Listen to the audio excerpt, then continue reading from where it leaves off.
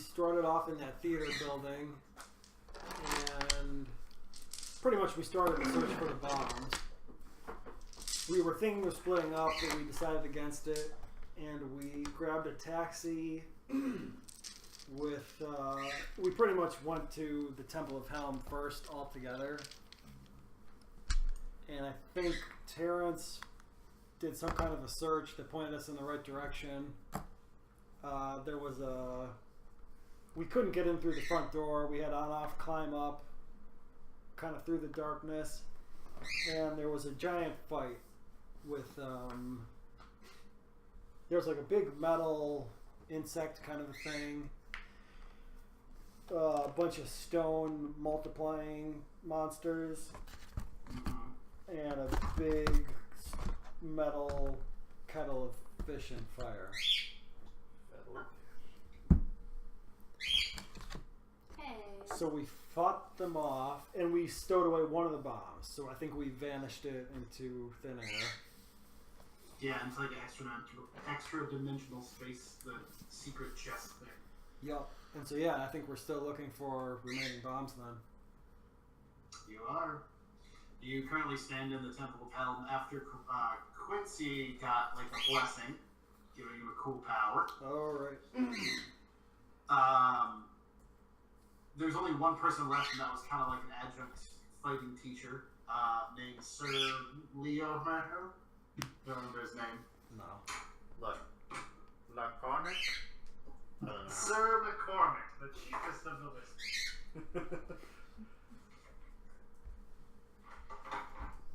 Sir Lorian? Sounds good. Lucius Buttwatcher.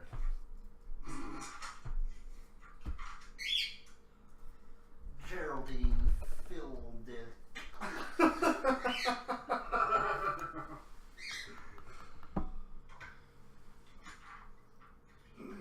Having all the other clergy perished, unfortunately, it was just his name, Sir Lothrian. That was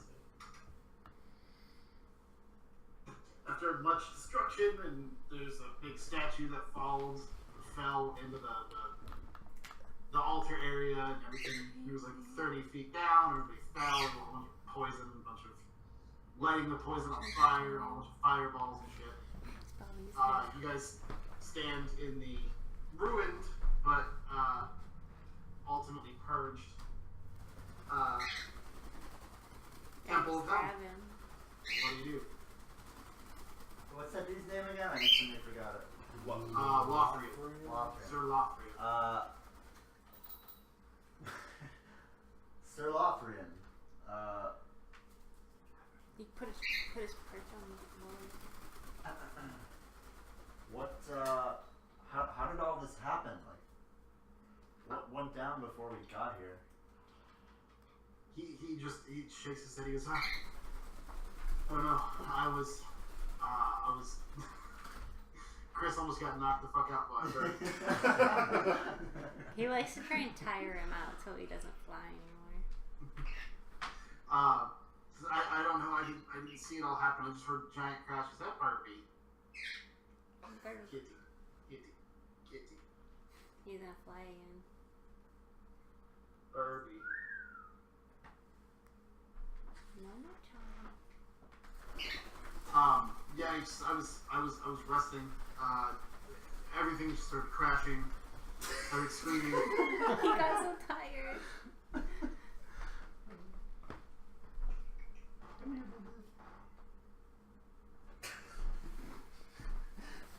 He's going down! This is happening one way or another, my man. Sorry. Does he just like try to crash on something soft? Yeah. Is that what he picks out? Yeah. I looked cozy, I guess. So you were resting, and what happened?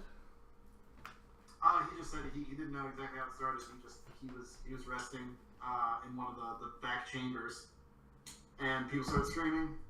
He came downstairs, and the call to arms was blown. And he came to try to help as best he could. Quincy, can you talk to the dead or something? Like, wait, who would have been here first? We have no idea. I mean, I could. I'm running a little Yeah, I guess don't worry about it. I think I should probably save it. Is anybody down for a short rest? I'm all sorts of messed up. Yeah, I feel terrible. It would be good because then I can fight and change again. I gotta be a gnome until I rest for a minute. I just don't know if we have time. I mean, if we encounter another battle like that, Yeah, we're at done. this point, we should rest up.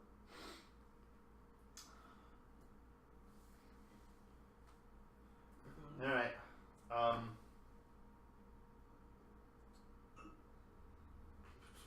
Yeah, I'm gonna head downstairs and just shut the door. Or like we blew a hole open. The big door was upstairs because it was like a cross, and it was barred. And Anoff painted a hole open through it, right? Mm-hmm. Up in one of the towers, he painted a hole, or he walked up there and then painted a hole in the basement of the towers.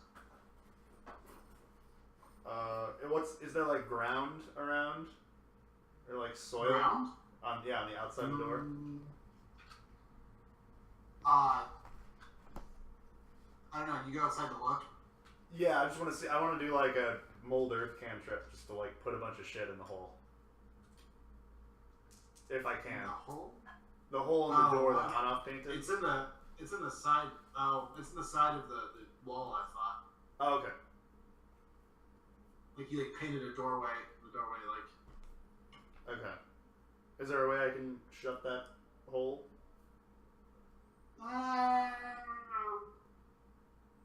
I'll have on-off roll the performance check to see if he decided that he was gonna paint like a door with hinges or not. Okay.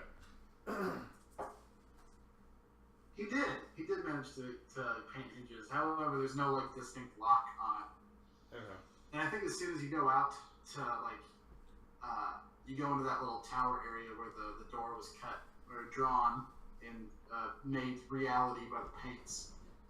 You go out, the door's still open. There's a huge, heavy rain outside. It's like early afternoon at this point, I think, or it was morning, I think. You go out and standing in front of the big barred doors on the outside are 6 figures in the rain, hoods down, staring at the wall. Oh god. Would a perception check help at all? Like, do they look human? Are they? You can roll a perception check. Yeah. I just want to see what. Oh, that's bad. 13. It's hard to tell. All right, I sneak inside and just say over the earring, "We got company." They weren't doing anything. They were just kind of walking up. They didn't have any like hostile intentions, it seemed like, but they were walking towards the front door. You shut the door that was painted? Yeah.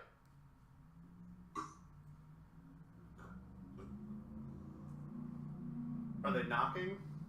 What happens? I'm just listening. I think there's a brief moment where you're sitting there, you say, "Hey, we got company," and then you hear a knock on the painted door. So.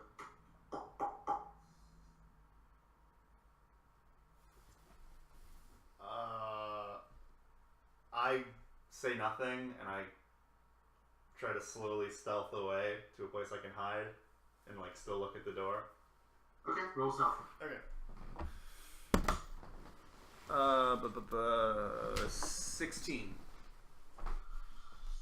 I think you hear one more series of knocks, but you kind of press yourself into like where the spiral staircase in this tower kind of starts to go, begins to go up. There's a little space in between the first couple steps that you just kind of tuck yourself in and try to hide. You do it pretty softly.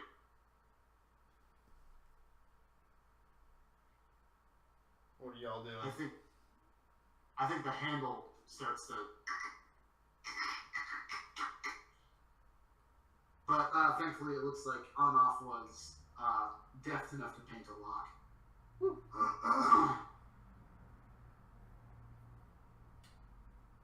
I assume we're all just chilling and resting.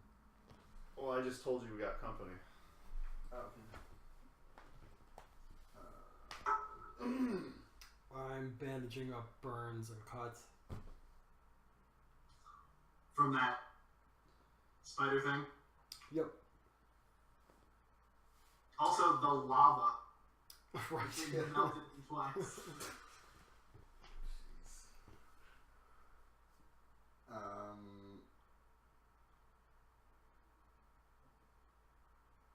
I mean, maybe we just ignore him, see what happens. Alright. Someone might give us a clue on where to move next. That could be an envoy of Hatters or whatever. Yeah. You hear some ominous talking outside of the door, but you can't really understand it. I don't think Sovereign would just send some goons after us to attack us like he could have done that before. Lothrian, somebody's at the door. I'm gonna go with him. Lothrian looks at the big front door and he kind of puts the shield back and the sword back in the hilt, or in the scabbard. Looks at the big door and says, I don't think anyone's getting in. Not that door. Yeah, we made a door over here. Oh. Okay. Do we know who it is? No, but I think we got a feeling. But you think they're what? I said I think we got a feeling about who they might be. Is it a bad feeling? It's kind of half bad, but I don't think they'll attack us or anything. Would you like me to answer? I think we should see who it is. Yeah, I'll be right here with you. He nods his head. Rui walks into the staircase room, frowns at this kind of shoddily painted door. Again, there's more knocks, just like... He goes up to the door and he says, who is it? There's kind of a muffled sound from the other side. I can't hear them. I'm just gonna open it. And as the deadbolt opens it up, as it kind of squeezes, and the frame is not drawn completely straight. One figure up in front, hood down, or the rest all either have hats or umbrellas right behind him. Not in like any sort of formation, just kind of scattered out in this courtyard. The figure has just kind of a strange, wicked smile. A woman with like black hair, it looks like, just strangling out of a hood. And she says, 1 down, 2 to go. Yep, I agree. I really, really enjoy the Creation Forge. It's like God incarnate. Just make anything that you could possibly dream of. And we have 2 of them. What do you want? To gloat, really.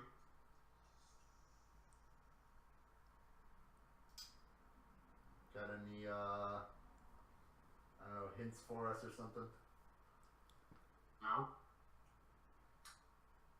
You don't want to play a game or something? We are playing the game. But you go back inside and rest. You look tired. Fuck off, I close the door.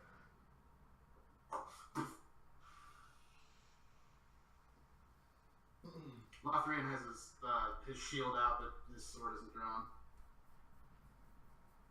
He looks concerned. He says, what? So what are we dealing with here? Come on downstairs, I'll tell you all about it. Okay. You just relay to him what you know about Sovereign? Yeah. Okay. He grows more and more concerned about Warforged agents, and one that specifically has a hive mind, and one that's taking humans.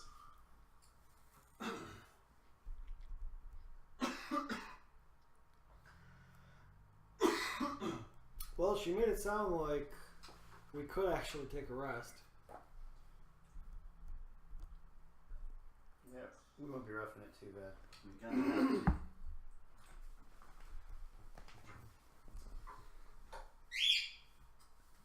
Isn't there- Lothrian says, she didn't say that, but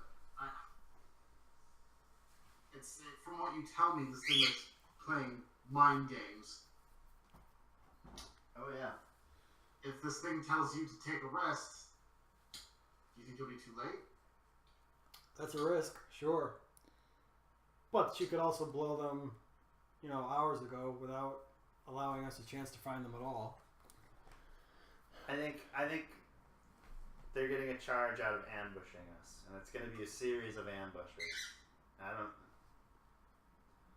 Isn't there? Don't I have a spell that like condenses time? Catnap. Catnap. I should just use that, shouldn't I? Maybe. Yeah. You used it before. Yeah, I used it once before. I'm gonna Affect use. everybody? What level is it? Third. I think it's worth it. Let me It just just lets us do make a short sure rest. it's gonna work. I'm pretty sure it works. So it makes a short rest duration 10 minutes instead of an hour. And it works for all of us. Well, let's see. Oh my. It only works for 3 of us. Bummer. Crap. It could be the 3 of us. Yeah. I need a rest so I can get my beast How chance are, back. what do you need from a short rest?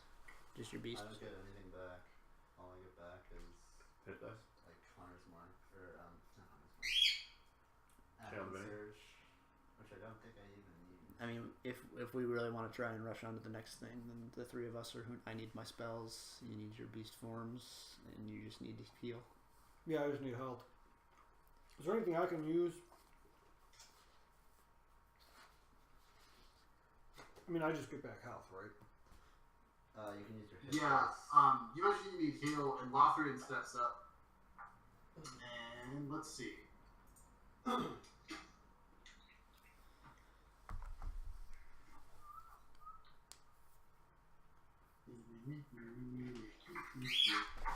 Charlie. Yeah, I got hit pretty good, and I need my spells back.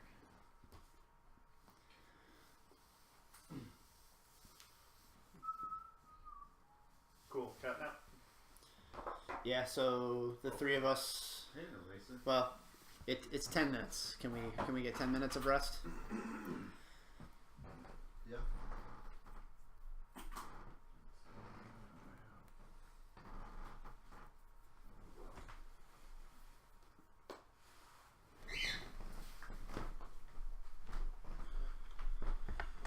Lothrian says, I know it's not a lot, but he puts his hand on you, and he gives you 35 hit points. Damn. To Alan? Nice. Yeah. Down. Sick.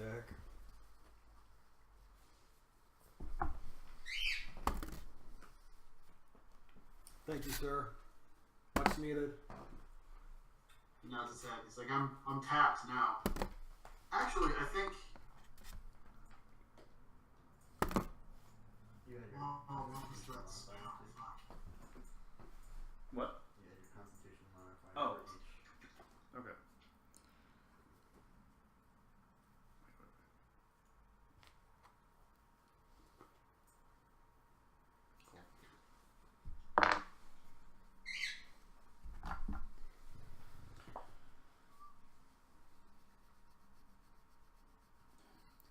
I have as many as my level, right?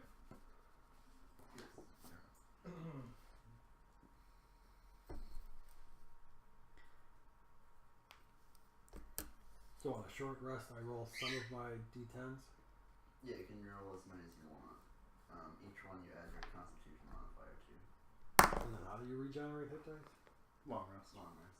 You get half of them Yeah. back every long rest.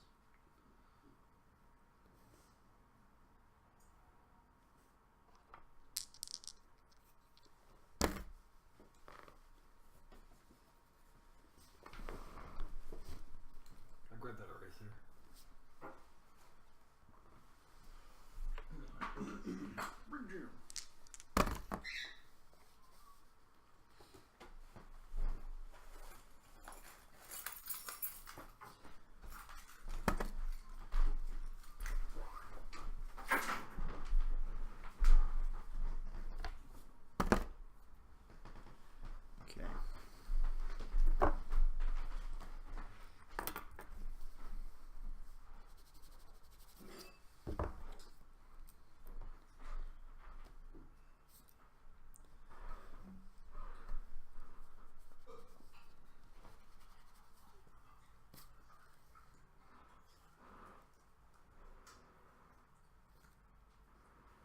This cat is so fucking weird.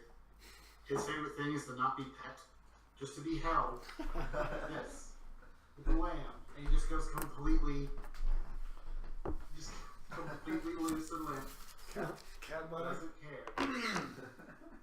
He doesn't move, he just sits and drools and purrs. He's like a purr gun.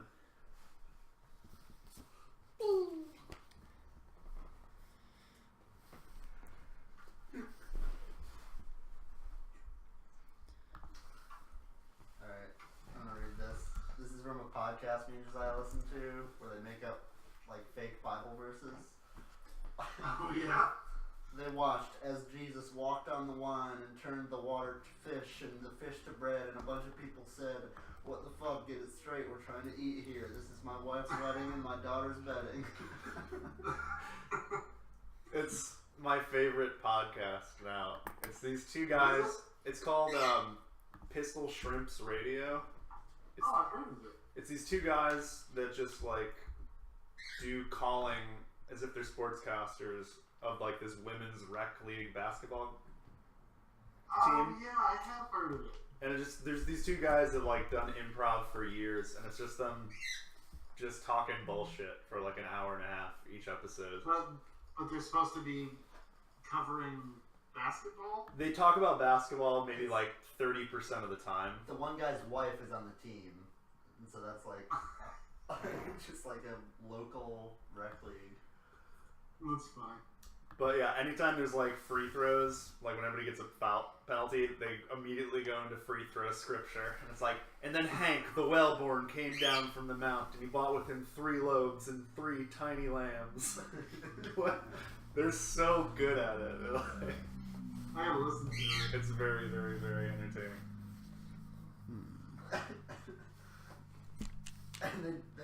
And they all did armpit checks, and it turns out all along it was Felicia the Stanky. And we all knew it, and she should have to leave town. We voted her out. I'm Jeff Probst, and I'm Fred Willard. What am I doing here?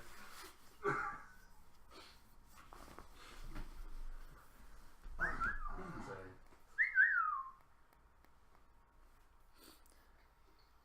Water into wine and wine into fish, and people were like, get it fucking straight. I'm trying to eat here. Y'all see that steak? Yeah. There's another podcast that I really want to listen to called Hey Riddle Riddle. Okay. Where it's Chunt, Adol Rafai, and another guy named John Patrick Cohen, who is on a Star Wars podcast that I fucking love. He's on, what's it called? One Shot Campaign. That's what it's called. Okay. But he plays like the Han Solo character, and he's just the fucking funniest. Like, it's dumb. Like it's a D&D live play, but really all it is, it's just like improv in a Star Wars universe, and they never fight. They hardly do anything. Right. Like each like campaign lasts like 300 episodes. Because instead of just going and doing the thing, they're like, it's like, oh, well, we gotta get this guy back together with his ex-wife. Duh. I listened to one. They did a one-off with Chunt, Usador, and Artie, right? Who did? One Shot, right? Yeah, One Shot. Yeah. Yeah. There's a Hello from the Magic Tavern episode. I think they all die. Where who does? From One Shot. We're talking about the same podcast, right? Yeah. I guess I haven't heard that one. I It's stopped listening to like the regular one and just started listening to the Star Wars one. But okay. there's another one. There's a live stream that they do where they all fight the Turosk, and that Matt King guy, the guy who plays Usador, is they're playing Dungeons & Dragons 5 or 5e, and then they're trying to kill the Turosk, but Matt is playing Usador in 5e. It's just funny.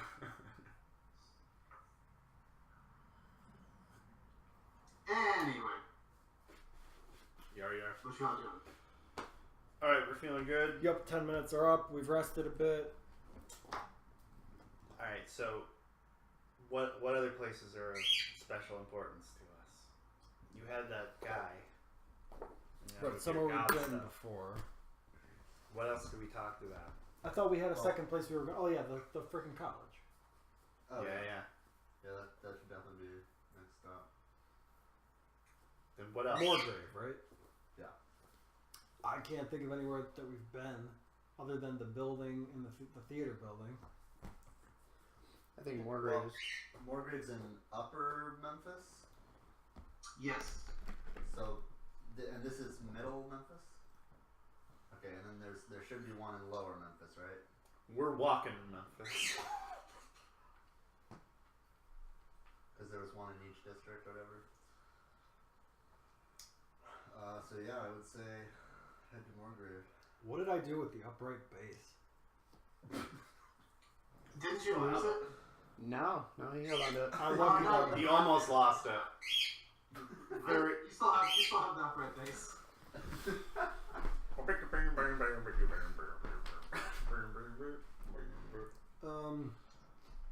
The Seinfeld theme.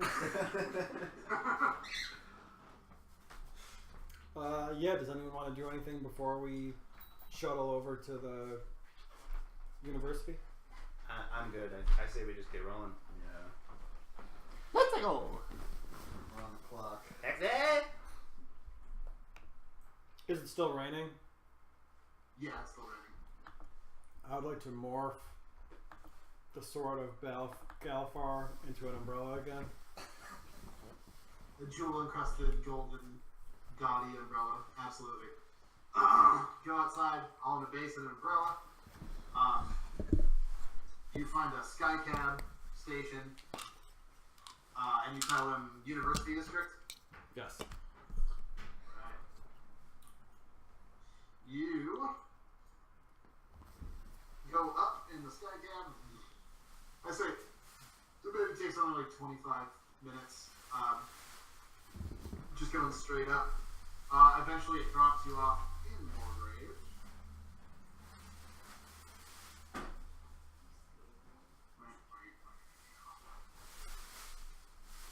Give me a sec to find this.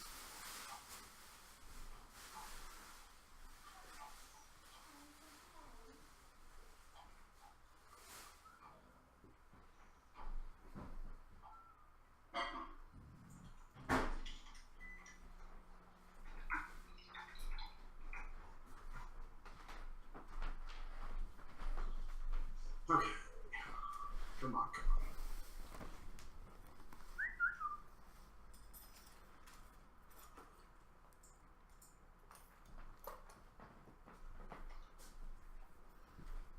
Okay, you get dropped off at the one of the centers of or one of the ports that he just drops you off. There in front of you, like you see Morgrave University, which is a series of its own kind of towers on Memphis Plateau, with the large vault tower. There's a library, there's a whole bunch of study halls, a whole bunch of other large like administration buildings. There's the huge gate of knowledge that you see that enters into like the courtyard that kind of bridges all these together. What do you do?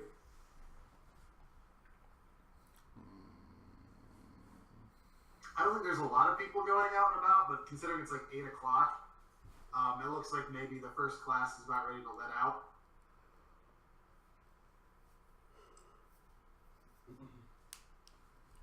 What did you do before to find, like, locate the thing? Yeah, who did? Was it me? Oh yeah. Hi guys. See you, Jess. Good night.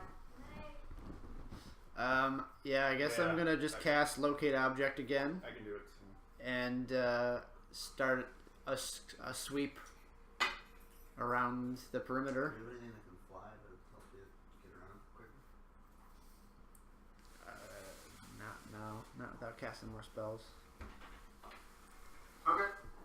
So yeah, you break off, start scanning the perimeter. I mean, it's university size, so you don't get anything right at the bridge where you are. You don't get any little dividing rods. We gotta move, right? I think my last 10 minutes, so we gotta move. Cover as quick as Yeah. much ground as Alright. possible. You have the bridge that connects Breland Spire and Upper Memphis Plateau. You have like the Commons. There's the Denzia Museum of Antiquities. There's the Great Hall of Aryan, which where all the experts live. It's where Terrence's office is. There's Lareth Hall, which is administrative faculty offices. There's the Morgrave University Library. There's Shava House, which is a small academic community on the campus.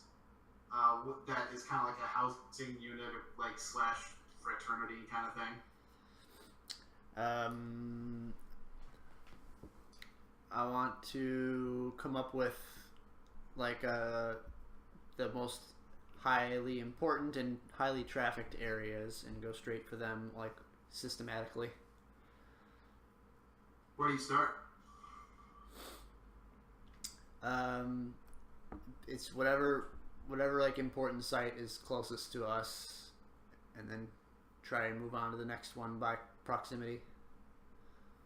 Okay, I think the closest ones to you is a large series of 4 smaller towers with a ground floor that connects all of them, which is kind of like the study halls and lecture halls kind of put together.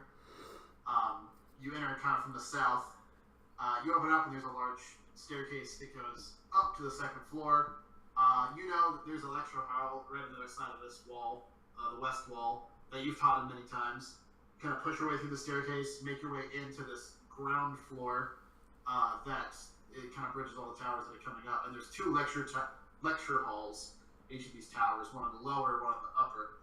And then bridging between this large, I'm done. We'll just do this. D&D must have been real hard before technology, guys. Yeah.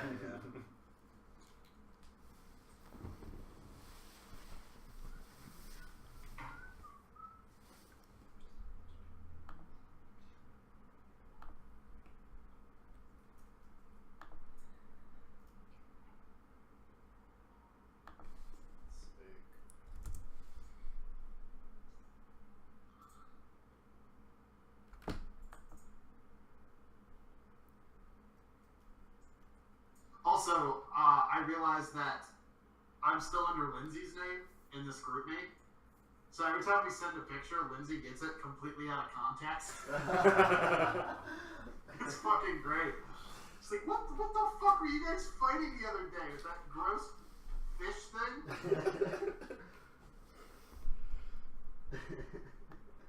We had rough and tumble with Atlas, the wielder of the dildo. Yeah. I bet the Magmar thing was pretty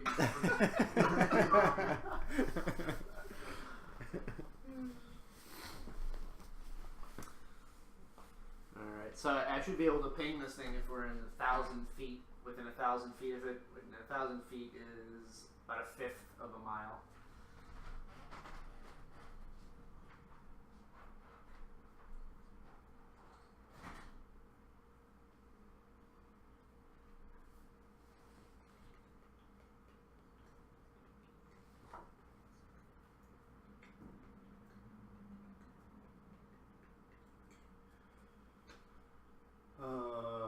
Should we try to check out Thiesel's joint? Is that anywhere near in like the lower Memphis? Doesn't he live somewhere towards that like fire whatever district? Firelight. He lives near Firelight. Yeah. Which is in lower Memphis. The lower Memphis districts, the biggest ones, are the downstairs, which is downstairs. I'm down. Downstairs is the Tavern District. There is the Firelight District, and which is like the brothel, red light, and there's Forge Light Towers, which is like condos, shady apartments, and then there's Torchlight, which is like a raunchy theater district. That's a lot. There's also the plaza where Goosefires was. That was in Everbright, which is in the middle Memphis Plateau. Are we thinking about where to go after this spot? Yeah.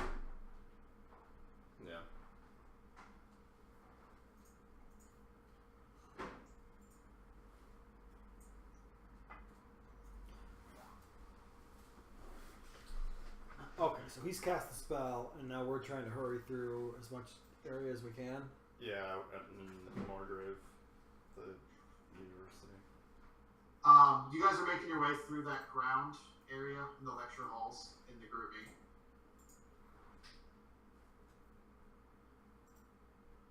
Yeah. Making his way through, he's kind of divining. Doesn't really get a ping.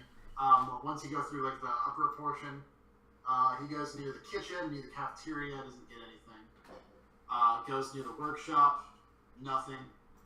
Once he gets to that second study hall on the kind of like the northeast corner of that ground floor, he starts to get a little bit of a ping. That's directly east. Directly east. Okay. Do we know what is directly east of here? Yeah, there's that map I gave you. Okay. And so, I'm sorry, where did you say we were when it was directly east? You were in. There's the northwest study hall or northeast study hall in the northern two lecture hall towers. Yeah.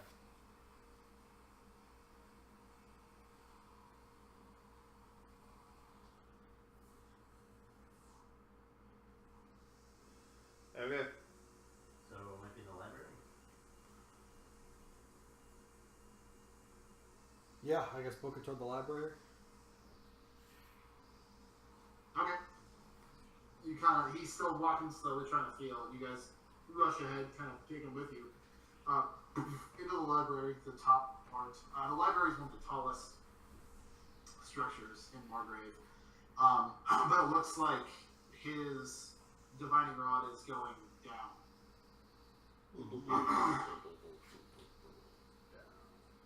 Alright, well, I can do it. Are those stairs at the very north of the library? Yeah, those are stairs going down. Alright, down these stairs. Yeah. You guys get upstairs into the stacks, someplace that Terrence knows pretty well. The downstairs is just lined with rows and rows of books. It's much larger underneath and takes up a lot of the basement of that building where all the lecture halls, halls are. And it's 2 or 3 levels up and down. Or I just guess just down. There's like basement 1, 2, and 3 going, top to bottom. You figure it out. You kind of go across level 1, try to figure out something. It's just like large tables with maybe 8 or 10 chairs around them, like little study cubbies. Very, very tall, not particularly pretty looking shelves of books. There's a large oversized section, just like huge, like tomes, and there's a whole other section where everything is in scrolls, so it's like you have to like do the newspaper, like scroll over to read anything. Downstairs, however, it takes you you go to another level, and this seems level with a little dividing rod. And this is the second basement? Yeah. Okay. This one's considerably more dingy down here. This one isn't as well organized. This is just kind of. This is like the workroom. This is a place where, or not the workroom. This is like the old library, just crowded books and bookshelves, just kind of crammed, no real rhyme or reason.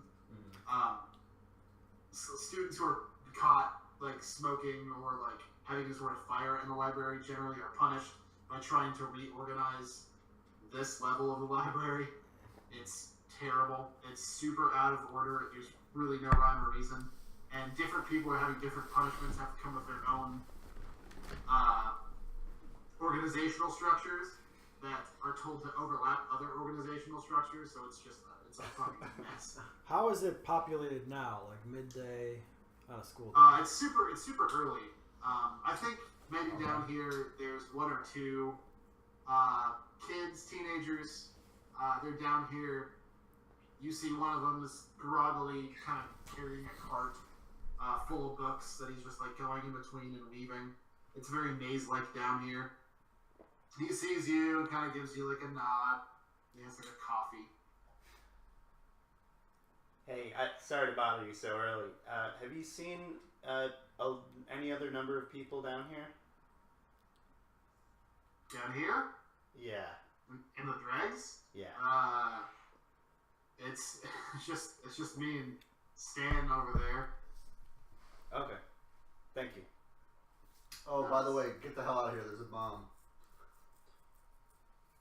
There's a look. He just blinks. I'm sorry. I thought you said bomb. I did. I'm not joking. Like, get out of here right now. He looks to everybody else for confirmation. I reluctantly shake my head. I want to use a minor illusion to like make a little hologram. Have you seen it? Have you seen this object? No, but there's a lot of different piles of crap down here. I haven't seen anything that big. Oh, I just got here today. This is only my second shift putting stuff together. Oh wait, you said bomb? Stab! You hear like all the way back in like the back of the library, you hear a muffled yeah. As soon as this is a bomb. Wait, hold on. I'm gonna go get Stan. I don't want him out of my sight. What? I'm gonna trail him. Okay. He turns and sees that you're following him. Looks a little skeeved out. Hey, Stan, there's some people here. They said there's a bomb. Who are they? I don't know. Who are you? My name's Alan. Oh, hi, Alan. This is Stan and I'm Clay. Look, there's not really a bomb, is there? This is a joke, right? No joke. Is this Senta House? Are you guys from Senta House? Are you here to like prank us? You got me. You got me. There's no bomb. Go back to your duties. he lets out a big like sigh of relief. Goes, I knew it. You guys don't look like watchmen or anything. Stan, never mind. Is it infrequently traveled? Is it like dusty on the ground and stuff around here? In some places, like I said, it's like a maze. Like it's not rows of books. It's like bookshelves crammed together however they can fit. So there's a lot of like corkscrews and dead ends and like weird tiny spaces and weird spaces that are super open.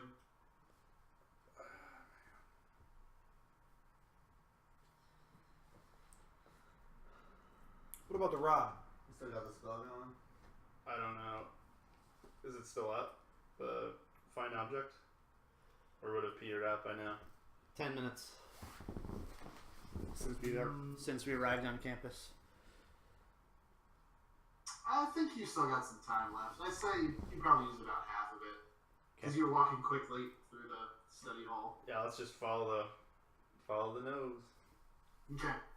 Alan's with Stan, who just kind of goes back to his job. He goes back, or with Clay, he goes back to try to find Stan and talk to him. As he's going back and check, or kind of disappears into the stacks somewhere, trying to find Stan. You guys kind of branch off in a different direction, in the direction that you can kind of feel it. You feel a little bit stronger until finally, like you were going a left or right. It's hard because this continually points in one direction, but the bookcases like don't necessarily lead you in that direction. Yeah. I need you to roll me like something to help.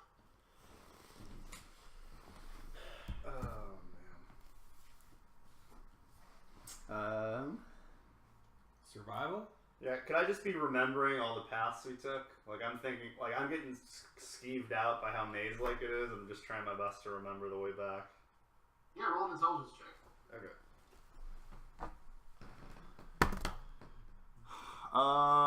15.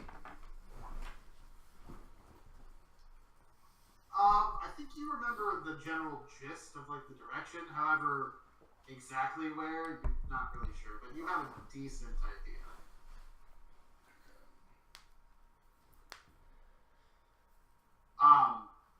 Finally, you follow the route through. It takes a little bit longer than just like walking there, obviously. And then I think eventually you find a space where it looks like there was like a large crack into one of the foundations that's just kind of leaking water because it's raining outside, which just like a whole bunch of books and you that are just like spilled. There's a bookcase that's collapsed under like the weight of all the wet pages. It just reeks of mold, and some student has written a cheery sign on paper, like on a scroll, that just says "The Graveyard." It's just where they put all the books that they don't want to throw away, but are pretty much ruined. It just smells like mold and like wet grossness. Am I getting a ping here? You are getting a thing somewhere in here. It's just another maze that just kind of branches out. This time, instead of like strict like bookcases, some bookcases are just fallen. Books are scattered across the floor.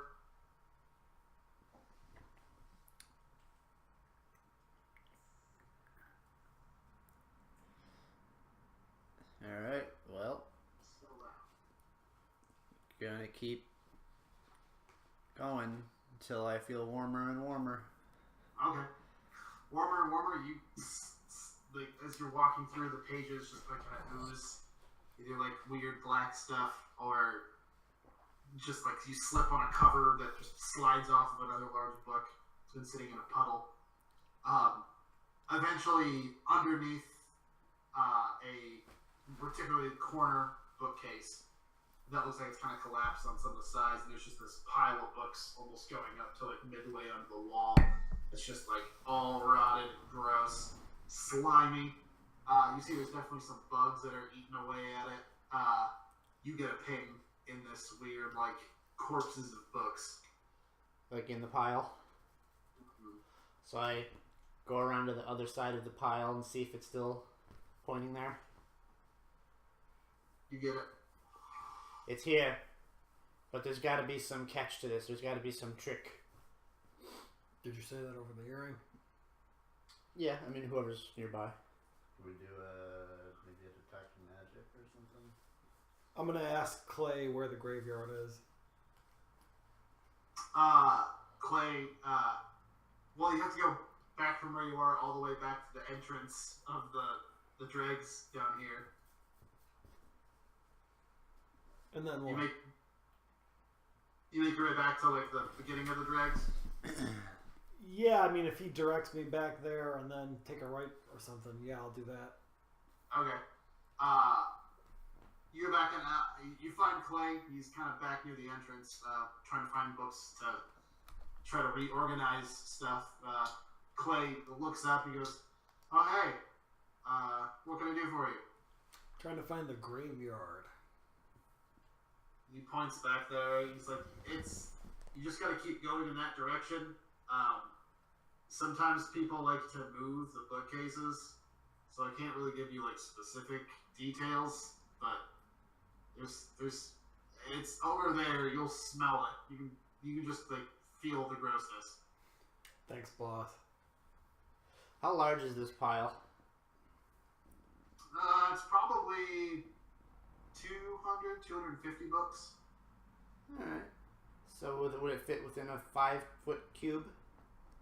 It's much larger than a 5-foot cube. Yeah.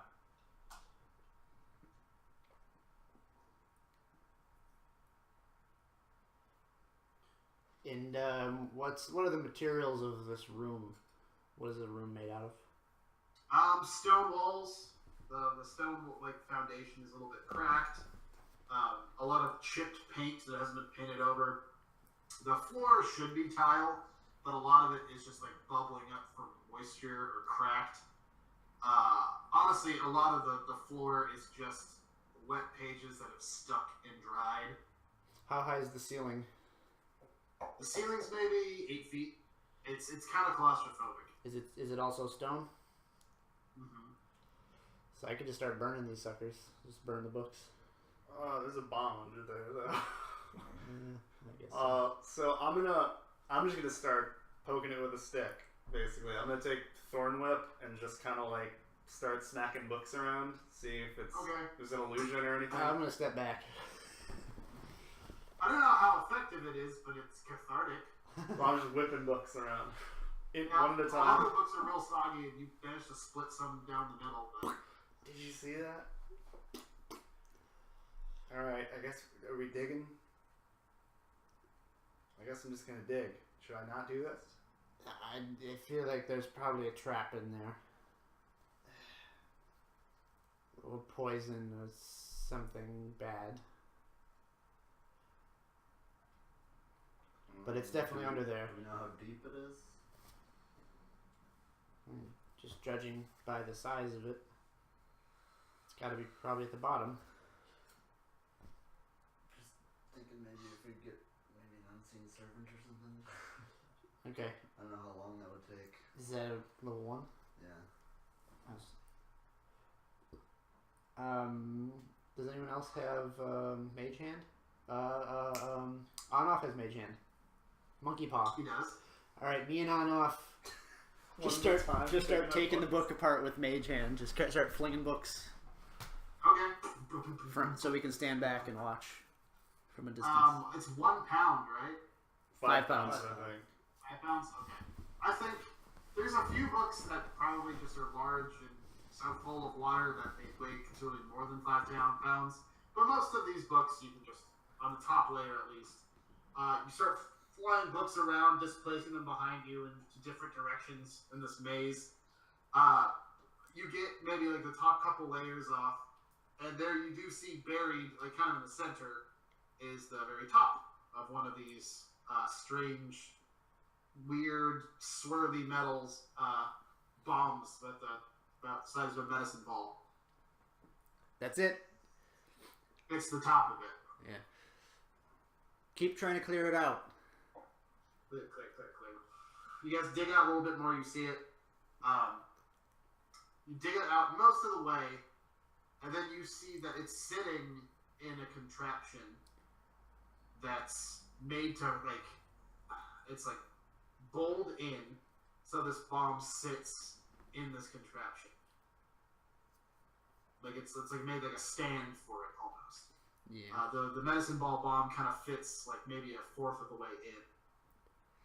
Okay.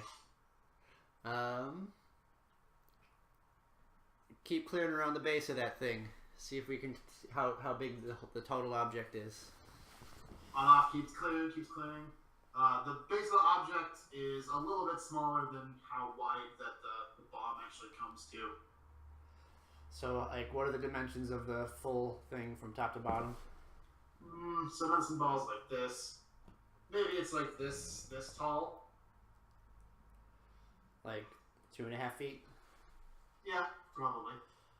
Alright, I just want to see if that'll fit in my chest. Is it, like, secured to the floor at all? From what you can see, no. But as you try to like move it, it's definitely like it's somehow affixed to the ground. This little base is, but you don't see any like bolts or nails or anything. Okay.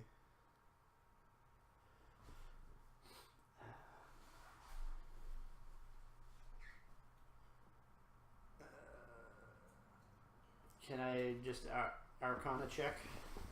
See if there's any magical properties. Sure. That's a 24. Yes, it's very, very slight, but there is a small divination on this base. Damn. The bomb itself is abjuration, but the base is divination.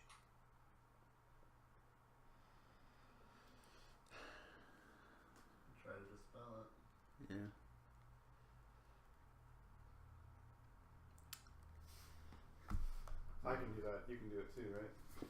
Well, I mean, I've got free charges. Oh, that's right. Your big dragon. All right.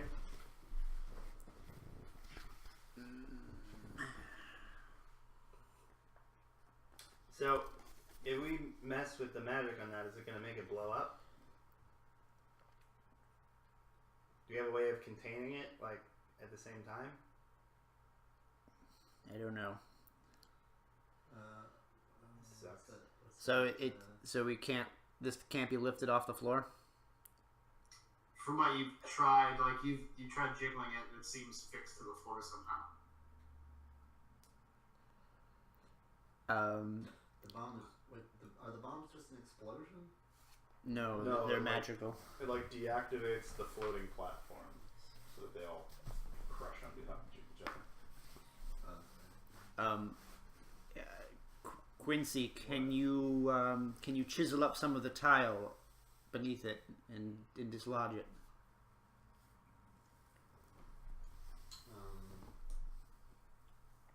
You sure that won't disturb the magic at all?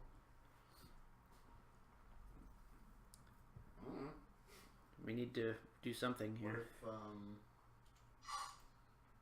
if we did a wall of force or something?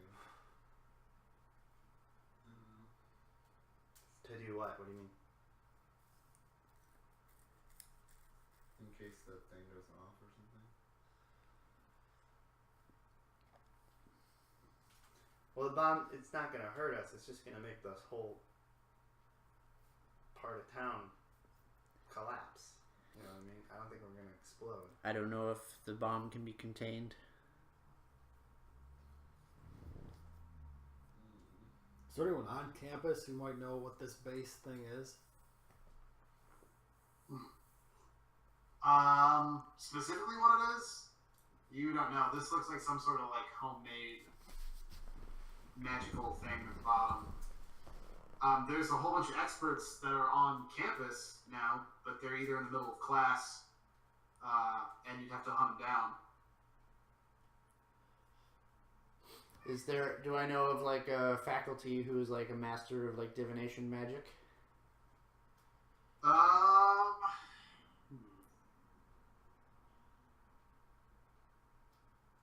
Yeah. There's a divination expert here, or at least was here when you were faculty here. What's her name? Tweedle Chumblestace.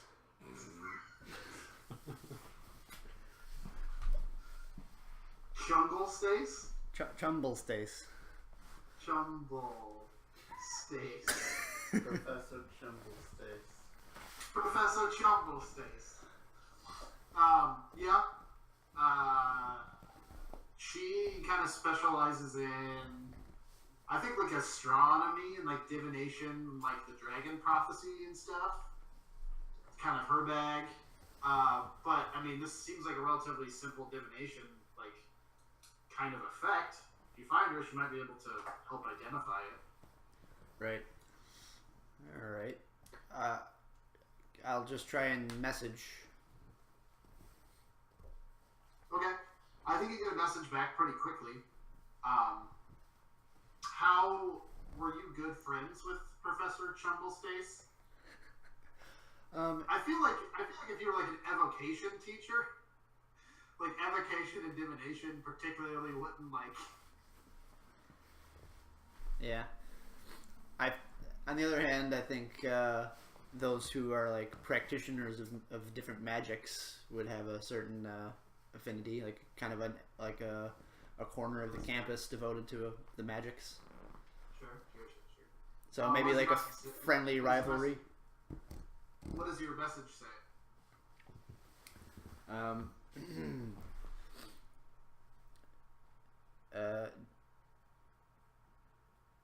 Emergency situation. Need help on campus. Where you at? I think you get a message back that says, 8. Sorry, there's an echo. 8 o'clock class. Can it wait 30 minutes? I say, absolutely not. Please join me in the book graveyard in the lower levels. Absolutely not, lol. Matter of life and death. Worried emoji. It says, okay, but you owe me one. You guys wait maybe 20 minutes. You hear squishing and gushing and squishing as somebody's making their way through the graveyard. What does Professor Trumble's days look like? So like, what kind of magic is divination? It's like clairvoyance and like scrying is divination. It's like anything that can be done from like afar. Like your magic eye is divination. Scrying is divination. Okay. Anything that would get like precognition. Okay. Or like divining the past or the future. But she specializes in like the dragon prophecy, which is a whole nother weird thing. Okay. I'd say she's in her 70s, human.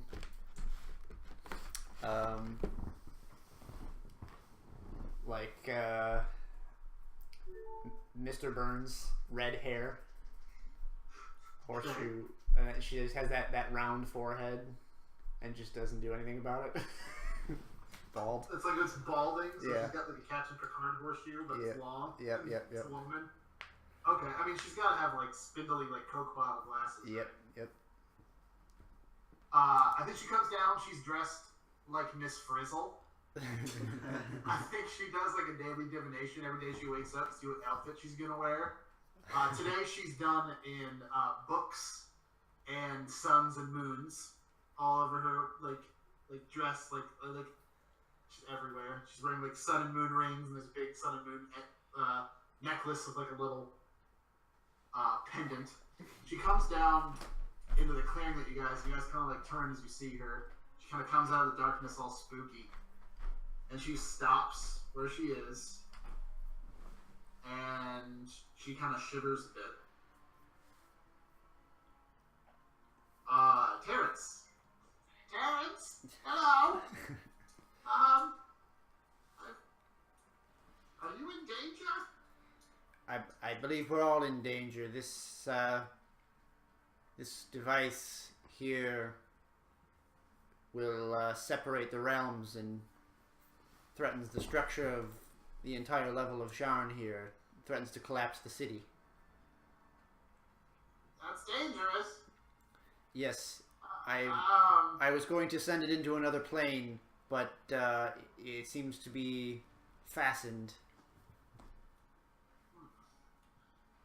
I have a bad feeling about stepping into this little area. Do you mind if I just do it from back here? As long as you can help us dislodge it, or at least identify what's holding it captive. I think I can reach. She does a quick little spell. I think she takes her glasses off, and her weird kind of bulgy cue ball eyes just go a sheer white, and then they start like flashing different colors. And she just does like something at her hip with a whole bunch of signals like blood, like gang signs almost. Her eyes snap open, and she's like sweating in all of her hairs. Immediately, she's just gone pale. She goes, "It's not a spell. If you lift that thing off that base, somebody's going to know about it, and that's going to trigger whatever the bomb is." So this is the last one, right? Now, can the base be moved off of the ground? She looks. She goes, I just have a really bad feeling about stepping into this area. I don't really want to. There's something telling me not to. You better not then. I think the people that put this here know that we're here right now. And so if you enter, Nods her head. then they might set it off. Yeah. If that's the case, then they'll know if we just leave right now and go look for the other bomb. Wait, who's to say they definitely know we're here? I think it's just like we would pick it up off the trigger, and then they know. And then they set the third bomb off. Yeah, but who's to say? Yeah. Do you mean picking up the bomb triggers this bomb? She kind of her brow kind of knits. She goes, I can't tell. The other one's far away. I couldn't feel it. I don't know how far the thread goes. It's a simple spell, but simple ones can be stretched. You can't make something very complicated and make it go far. Unless it's conjuration, and that's just a whole other weird thing.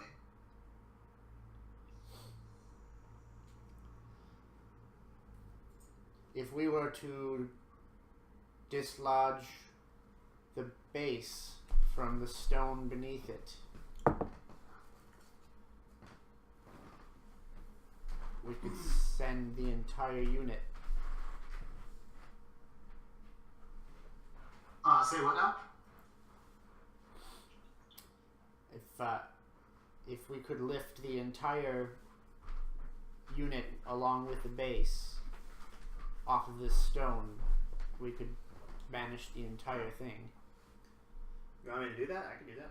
Perhaps. I don't sense any magic on the bottom of the base, but if it's... I don't know.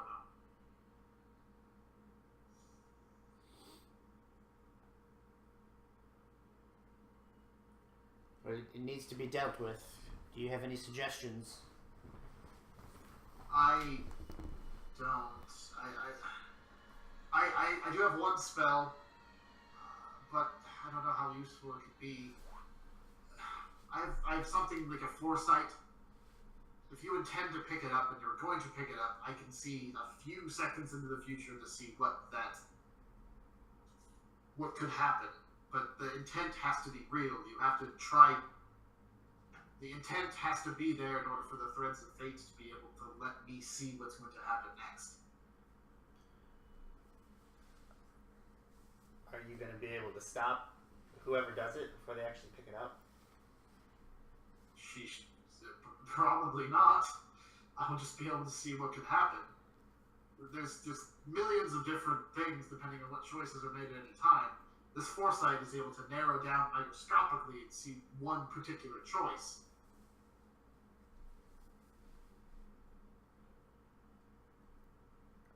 Say I was to use magics to lift the entire thing from the ground to transfer it to another dimension.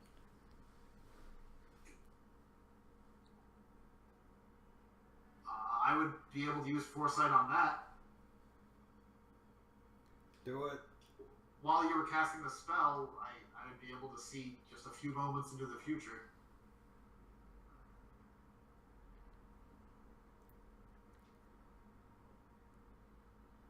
I say prep the spell, try to vanish the thing and the pedestal. Okay, so I have a spell called Mold Earth. It says you choose a portion of dirt or stone, and that fits within a 5-foot cube.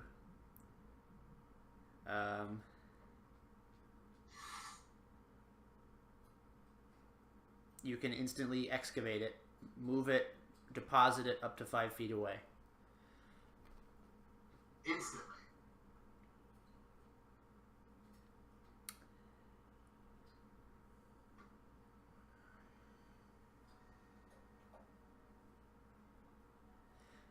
It says that the change lasts for 1 hour, and then it will snap back. Interesting. She goes, I'll help from here if I can. I'll try to tell you what I see as you do it. Maybe, I don't know how much we can change once you do that, but... Don't we have something might have else some that warning. rewinds? Oh, yeah. Yeah, we do have that. Alright, so I Terrence, I could do that too. If you wanna, I could detach the whole platform from the ground. You could put it in the pocket dimension thing. Why do we need to move it in order to vanish it? Because we We can't can't- just take it off the base can't or get it'll it. detonate. We can't move it. We can't move. We can't just pick it up off the base, and the base seems to be stuck to the ground. You can't vanish the base along with it? That's what we're trying to do. We're trying to lift the whole thing with the base, and then put it in the chest. Oh, it has to go in the thing. Yes. Uh, I have to be able to close the chest on it. Is the chest big enough? Yes. Why don't we do that? I'll do mold earth. You dump it in the chest. Once I bring the chest into existence, that's a spell slot. and that's the only way we know of to open up this other dimension? Yeah, that's the only way I can do it. Or there's a rope trick. Isn't that another No, one? if everything pops out once the spell ends. Oh, okay.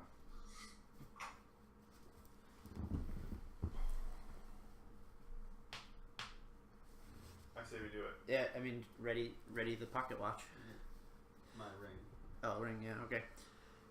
Alright, I cast Lemon's secret chest and place it open and about 2-3 feet away from the base.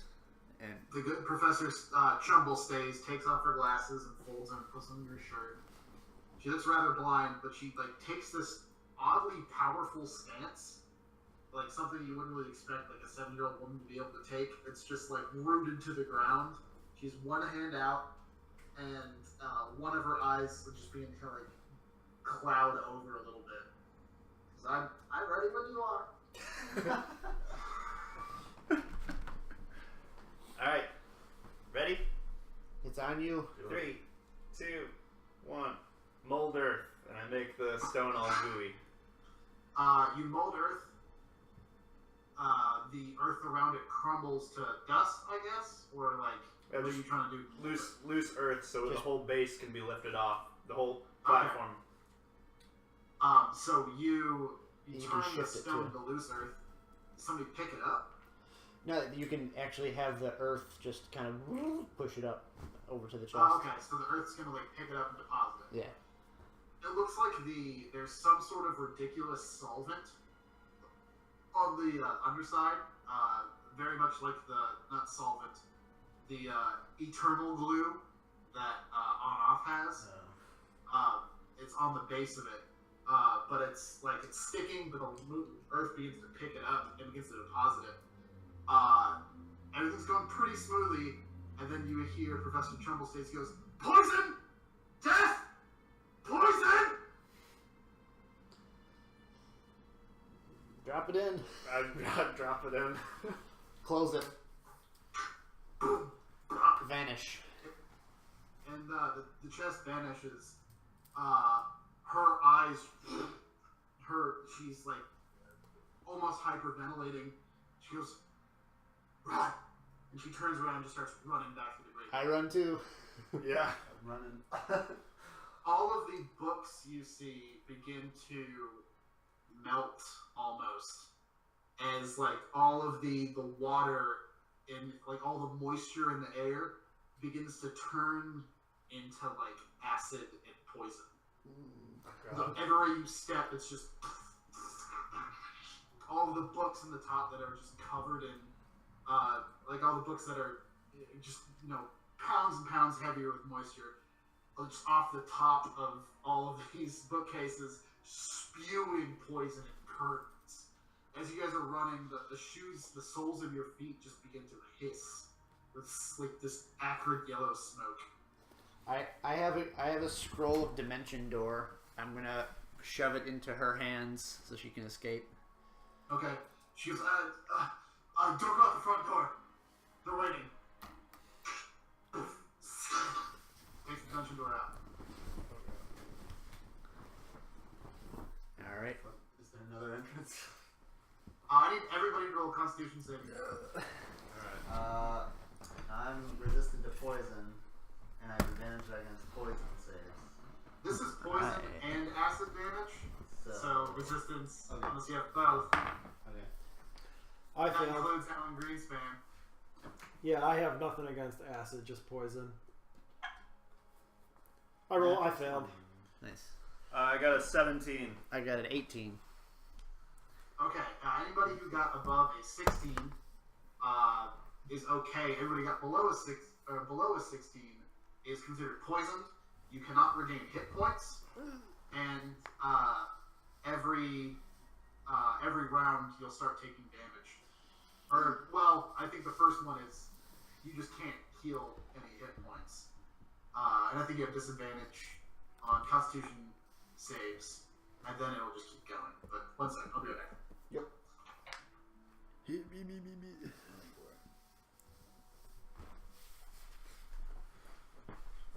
Should I go Earth Elemental? Because I'm immune to poison. And if anybody gets like in trouble, I can just pick them up and charge out. Just wait until you need it. Yeah. And if you do get poisoned, then you can just transform it and you're not poisoned anymore.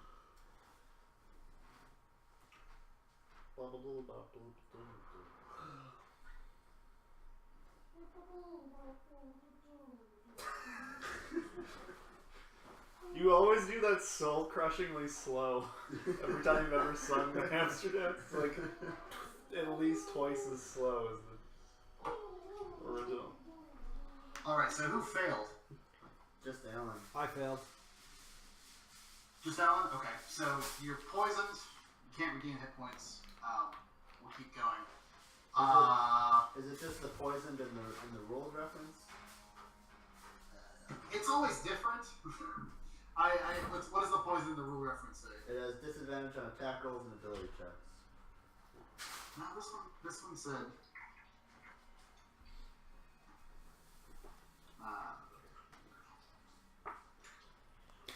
So my dragon-studded armor says I'm immune to poison damage, but you said there's also acid stuff that makes things happen? Yeah, it's like acid and poison damage, but it's a poison condition.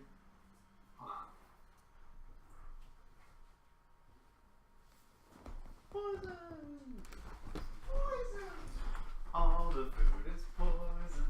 All the food is poison. Okay, so a poison creature that has disadvantage on attack rolls and ability checks, while poisoned in this way, it cannot regain any hit points.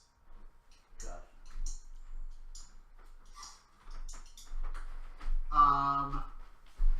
Yeah, so Ballstar took the forethought to try and memorize the way back. But it's just a fucking maze, and we've been through it once, and it's dark, and everything is starting to melt. And on top of that, some books aren't just like melting into poison and acid. Other ones are beginning to vaporize as just the smoke begins to kind of cloud your vision. What do you do?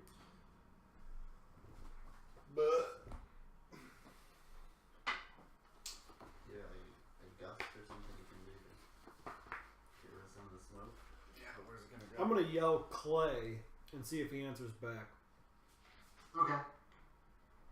You scream out, Clay! You're met by silence.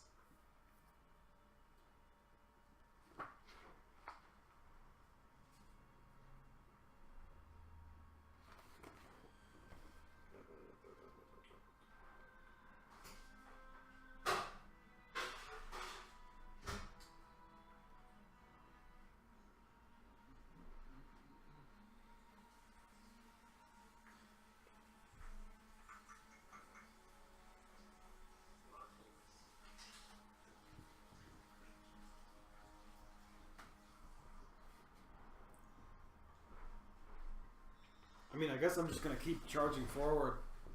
Yeah. Just random directions, or what? No, I'm gonna take the lead. Okay. If you're going to guide everybody, I will give you a advantage on another intelligence roll. Try to remember the way back. Okay.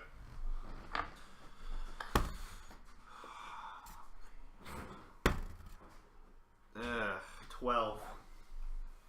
12? Yeah. That was with advantage? Yeah, I have a 0 modifier. Yeah, I think you take a right and a left where you think, and then you're just in a whole other place, end up at a dead end. You guys all get to this dead end. Things start vaporizing. The cloud gets even more thick. I need everybody to roll another round of Constitution saving throws again.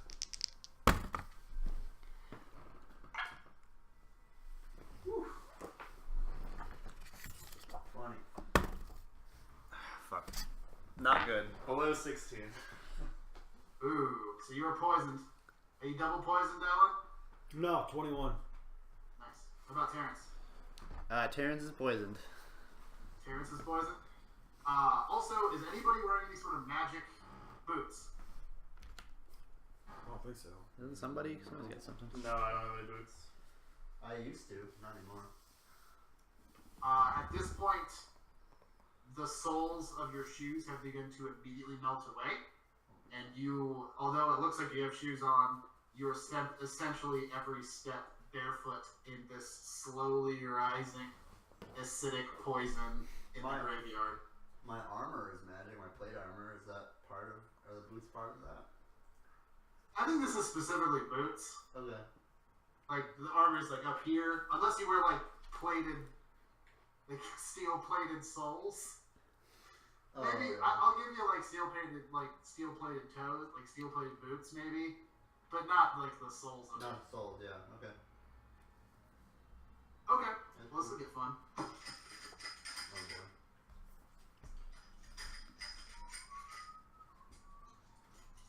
Everybody take 9 acid and poison damage. Oh.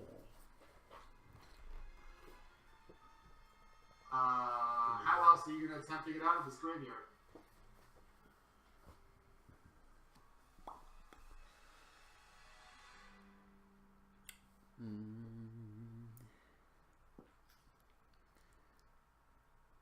Are the shelves themselves melting away, or just the books? The books mostly are, but because the books are like getting rid of all the moisture as poison in like acid, a lot of the shelves are beginning to buckle, and that you kind of dubiously notice as you hear in the very, very background a huge collapse of a bookshelf that just kind of starts a domino effect. I'm trying to punch up through the ceiling to the first floor basement. Roll a It's like a stone ceiling. strength check, I guess. Can we do that with Mulder? Is that you have Two of Mulder? you together? Strength roll is 7. I was thinking do that through a wall, I think. but I yeah, think getting off the floor would be good.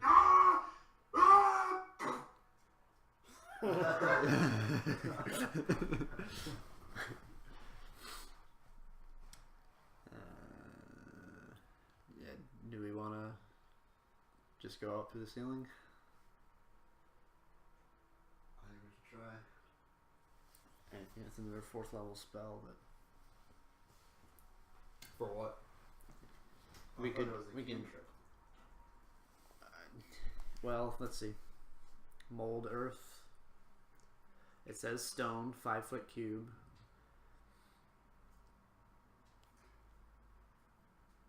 There's another large crash as it looks like another bookcase closer has begun to collapse and just books.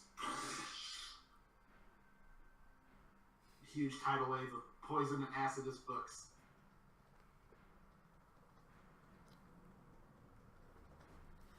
Are we running or are we digging? Yeah, I'm gonna try to mold earth the ceiling and just open up a hole. What's the... how much of it can you affect? 5-foot cube.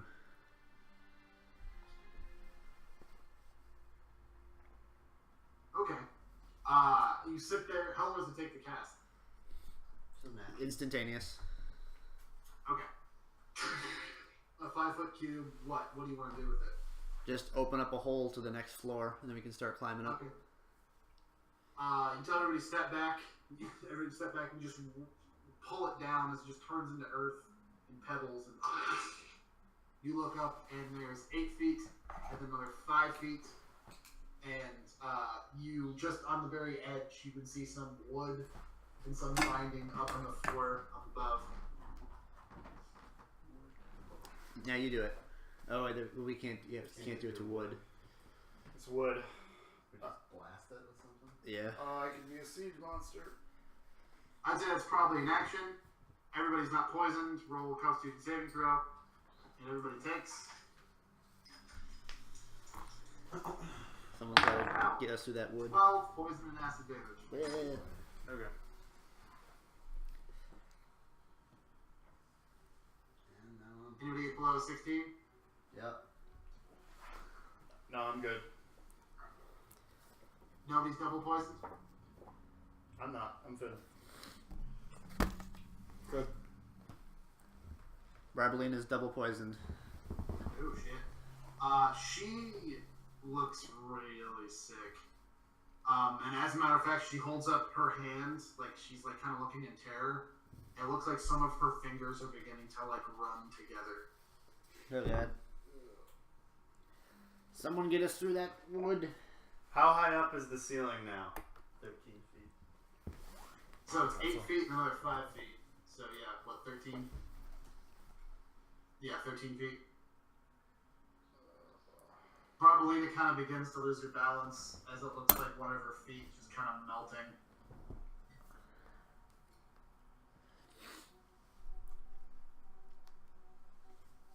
I'm gonna enlarge and just try and bust through the wood flooring. Didn't you unattuned this Titan Stone Knuckles? Oh, did I? How big is large? Sword, bow. Yeah, he's right. I did. What? How large is large? How tall is large? Like, as an earth elemental, how tall am I? 10. 10 feet? You can reach it. Alright, yeah, I'm going to earth elemental, and as a siege monster, I'm just punching the floor through. Okay, roll an athletics as the siege monster. Okay. To try to, because you still have to jump up like.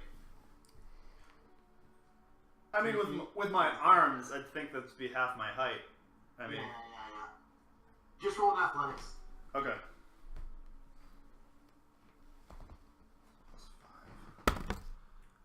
16. 16? Yeah. Easily. 1, 2, 3 punch. The third punch right through the ceiling. I'm just holding my arm up and I go.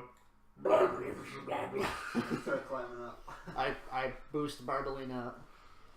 Okay, as you begin to touch Barbalina, it's like not like everything's starting to melt. She's got this weird slimy doom about her. She's almost unconscious. Like she's barely able to just kind of like get up. She's the first one up. She breaks out of the hole and just like climbs out of the hole, goes prone, and just lays motionless. I'll try and climb up next. Okay, you don't have to roll for it. Everybody can just. All right, I'll shoulder Barbalina. Okay, up into the stacks. You pull it. Pull everyone up. Earth Elemental pulls its way out. Can we mold earth? The very last. I think there's like just 3 feet away, a group of students having like a study hall with the stacks tables. They're all just frozen. One person like holding the coffee and just drops it on the floor. You hear screams from downstairs. And as you look over, you see people in the upper 4 stacks begin to run. Not from you, from something else. As you see a body of some young man or some young woman in between some of the bookshelves, just like loose-limbed, like cartwheeling, like ragdolling through the air, just in between 2 bookshelves, and land in the really bad crack. Land motionless on one of them. I guess I'll peer around the bookshelf in the direction the body came from. You look, roll a perception check.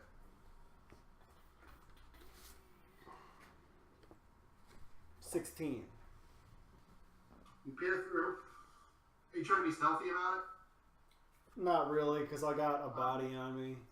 Yeah. You look through, you try to get like through some of the shorter books. Thankfully, it looks like the larger, oversized books are in the next couple rows over. And as you look, you see a hulking figure about a couple rows over, close to the downstairs. That's just like has somebody in one hand and in the other. And as it turns around, you see the huge brawny shoulders, shirtless, kind of tiny head. It's flat, like big blonde mustache. It's our boy. Is it Zalhart? Zalhart. That guy owes me a bathrobe. This is a good time to take a quick fighter. I gotta say. Okay. Do it. Get something up if we get to say that, but I'll be right back. Cool.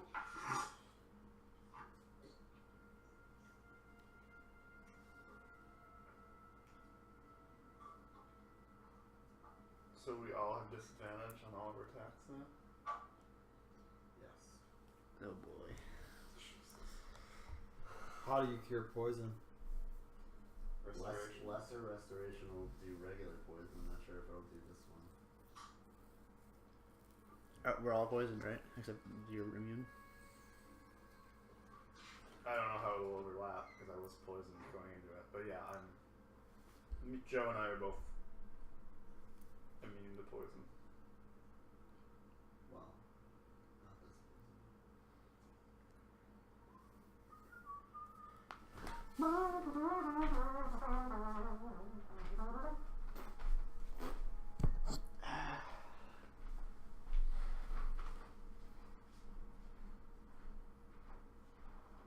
Chris, you have any ibuprofen?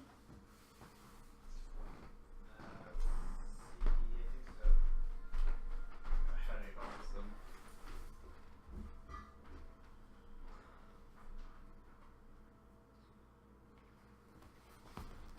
That red wine. Probably. I had it before. It's just creeping. I've had it since like 3 today. It's been like coming and going. Here, aspirin. Aspirin way bad for you? Huh? Isn't aspirin way bad for you? No.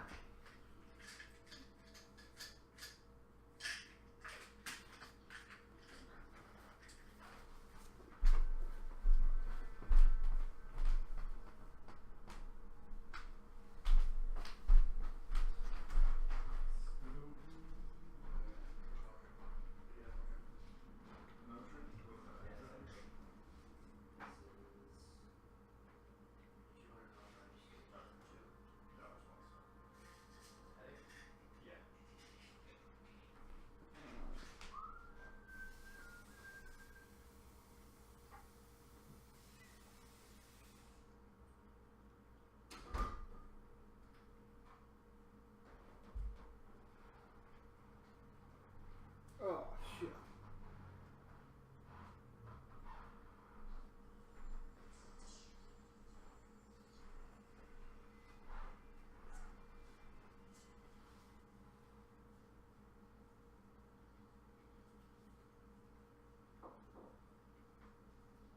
We can't gain any hit points, right?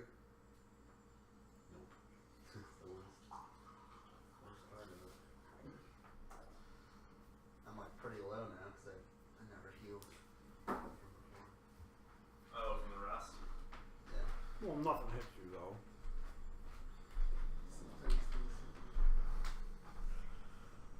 Nothing used to hit him.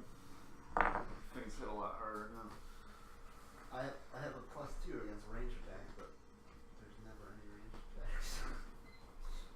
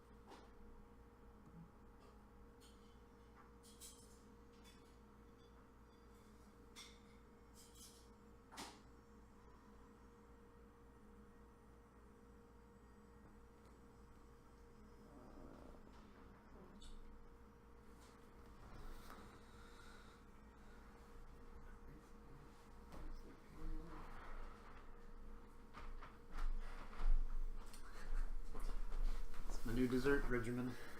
Bacon. Just bacon.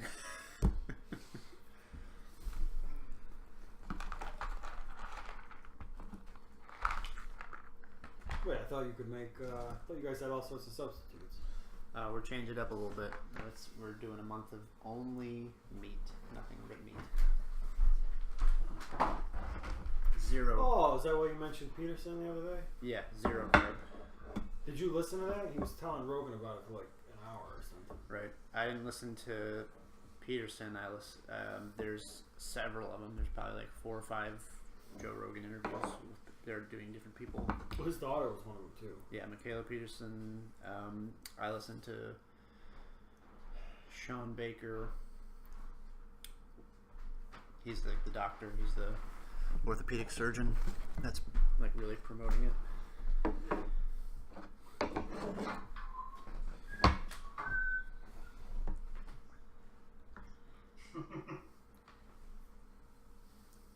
I have a Chase music playlist going up, and they have the one that's on right now is the really intense Escape the Exploding Facility from Goldeneye. It's all like MIDI, like, and then just the James Bond thing. It's ridiculous.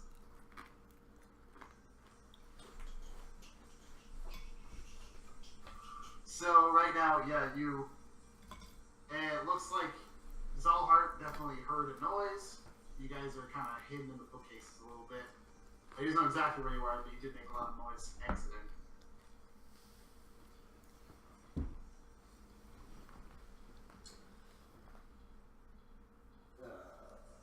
Is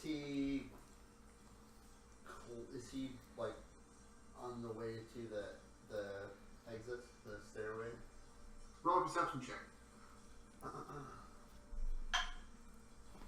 23. No, it actually looks like they are all. There's him, and there seems like there's more ruckus closer to the stairs that are leading down to the dregs. It looks like you kind of have a clear sight line going to the stairs that lead up to the top floor of the library. Oh hell yeah, let's go. Sneaky. Book it. Let me try to sneak as an earth elemental. Or do we just book it? I say we just book it. All right, run full speed. Yeah, we're gonna sprint. Okay. I think there's a moment where like everybody's kind of talking. Alan Greenspan's like, "Okay, let's book it." You look over through the sight line, and then Zalhart just turns. The gold eyes just meet yours, and a bookcase in front of him just flies as he book it. Let me tell you what Barbalina's going through. Oh no.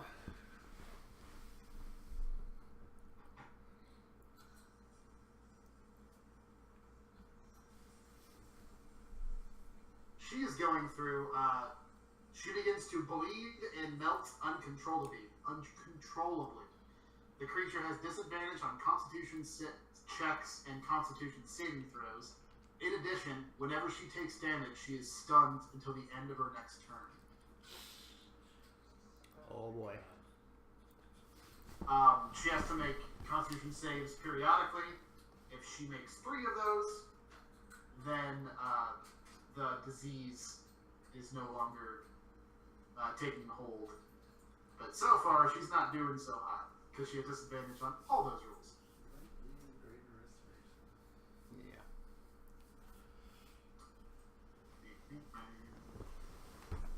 Alright, so you guys bolt.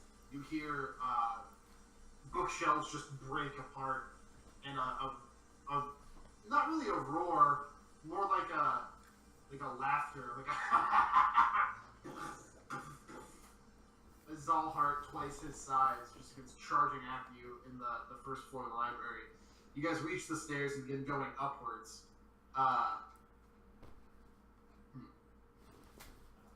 Well, we'll get to that. Give me a marching order.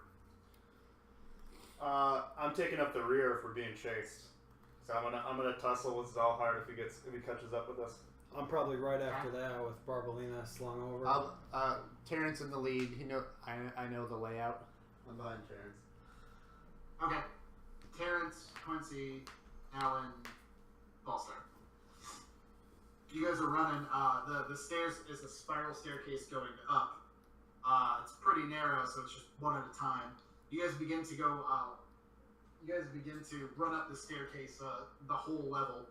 I think at the very, very top, you see shadows in the doorway up above that leads up to the ground floor.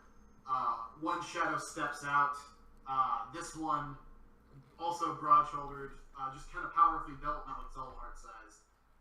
But this thing comes out in some from the doorway at the top, and with a sheen of some of the Everbright lanterns in the staircase, you just get pure metal. There's a warforged there. He steps out right in front of you, Terrence. Come on, Warcaster. Yeah. Well, I'm gonna cast. Oh boy. Don't want to use spells.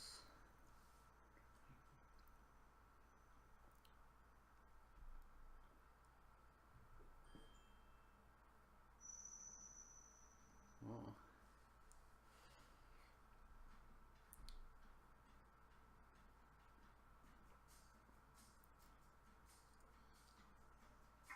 Alright, I'm gonna roll or cast Infestation.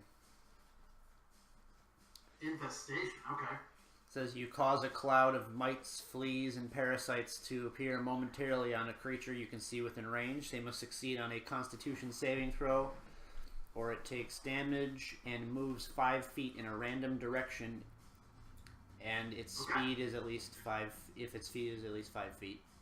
What kind of damage is it? Poison damage. Oh, I think you throw it out. He saves it, and it doesn't affect him at all. He's a construct. You throw it out, everything just kind of peers on him. He looks down for a second, and just looks back to you, and just rears up a punch. At the same point that he rears up the punch, the bottom of the iron staircase that's going up begins to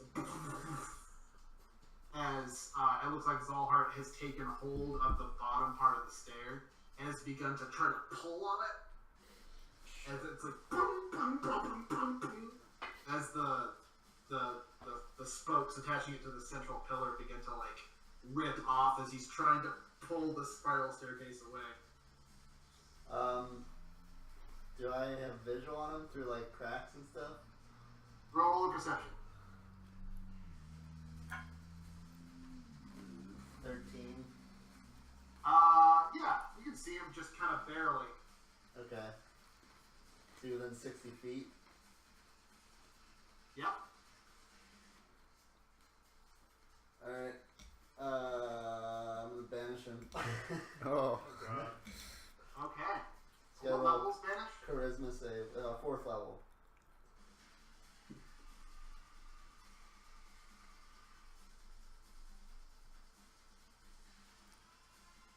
Who's right behind me? Quincy. Alright. Somebody gotta help me with this Warforged.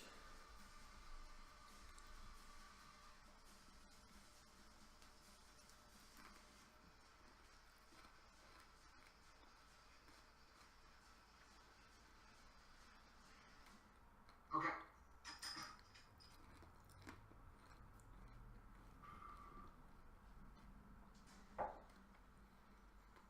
You throw out banishment. Through the grate, there's just this divine light. You see the light begin to like sparkle up Zolhart. And Zolhart lets go of the spiral staircase. He goes, "No!"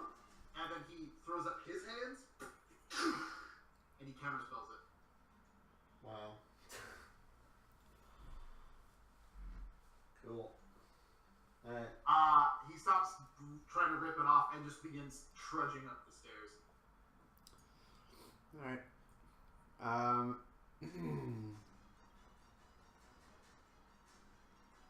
I look over my shoulder and gesture to on-off to sneak attack this mofo.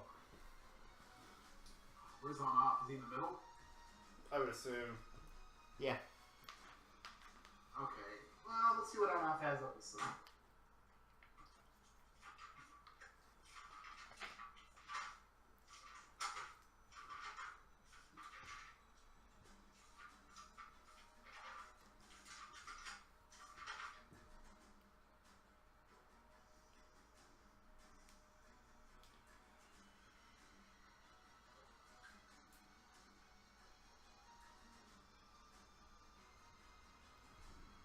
He's got taco sauce.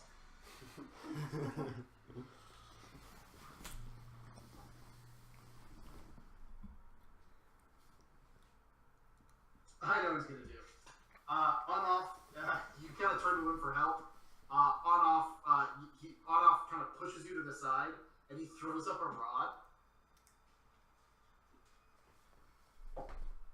Ooh, you can see the retractable 10-foot pole shoot out and try to hit the Warforged and push him out of the way. But I think it just bonk, and he just throws the retractable rod away and takes 2 steps and goes in to punch Terrence.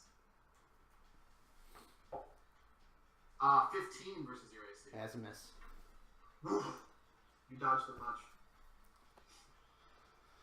As you dodge the punch, you kind of like see underneath his arm, and you can see other figures in the ground level library just starting to swarm in from all directions. How big is the doorway? 4 or 5 feet, Okay. like a normal doorway. He's not blocking the whole doorway, but Yeah. I mean, you provoke from him. I think I want to build up a head of steam and just charge up the stairs and like also Shoulder tackle. yeah, like with Yeah. the extra weight of Barbalina. Yeah. Roll. I think that'd be a bull rush. was gonna Roll an athletics check. I was gonna do the same thing on my next like action or whatever. Do you guys want to do it together? Hell Yeah. I got my shield, so Fuck yeah. So I think Quincy shields up, and Alan Greenspan like leans in for the weight. Both of you roll athletics checks. 24. Hell yeah. 13. Yeah, he got a 15. Both of you just like train, boom, knock him completely out of the doorway, out of the way. As you guys run up, now it is Quincy in front, Alan behind him, Terrence on off, and Earth Elemental. I think Zalhart, by that time, Zalhart has reached you, Ballstar. Okay. I'm gonna go for a grapple. See if I'm within range. Okay. He gets into range. You see him running at you. His giant hands have like these bands of iron, and as he comes at you with the bands of iron, each of the bands of iron that are spiked, it just begin to electrocute. Okay.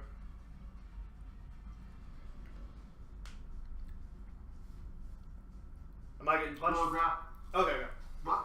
I was gonna ask, do I grapple first or get punched first? Oh, that sucks. 17. 17? Yeah. His athletics. No, he gets a 19.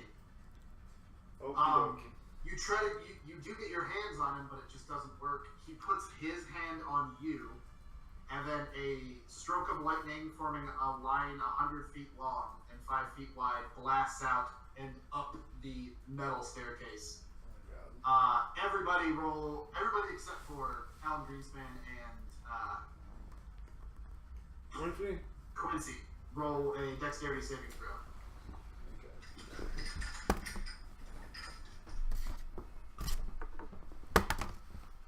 10. 15. What's chain lightning? just regular.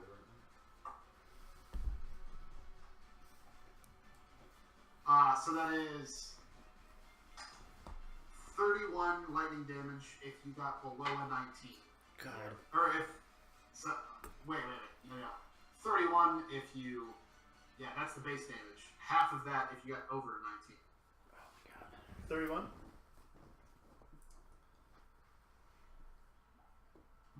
$31 if you failed. Okay.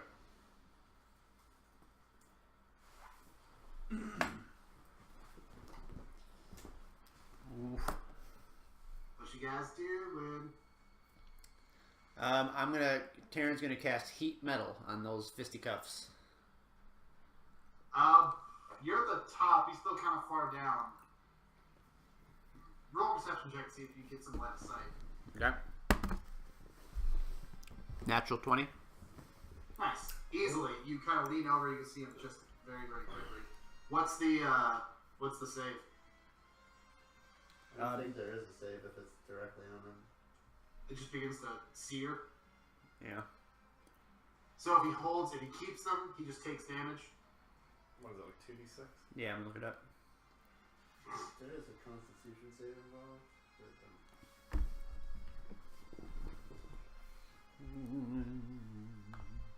that might get him consecutive turns.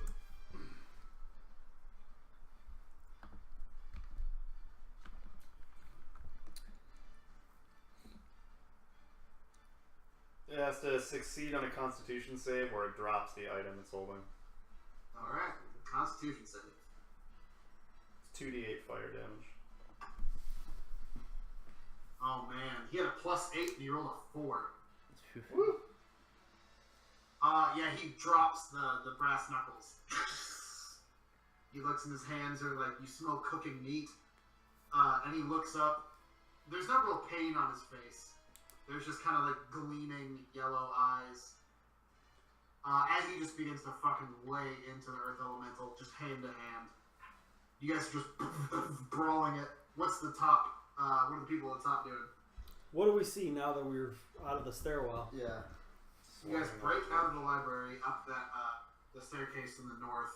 You see south is like the better library. It's where all the more expensive books are. It's where front desk is. Some people are cowering behind the desk. It looks like one of the bookcases up here has already been like knocked down. There's a couple of dead or unconscious or motionless students on the ground. One in a large puddle of blood. But you can see as you come out to the right, it's all of these domed arched windows that are very, very large. That it's maybe like an 8-foot drop into the grounds. And then all along that, that goes for maybe 40 feet, and then there's the large grand entrance into the library. To the left is all of the like front desk stuff. She said avoid And the front deeper, door, right? deeper still is like administration.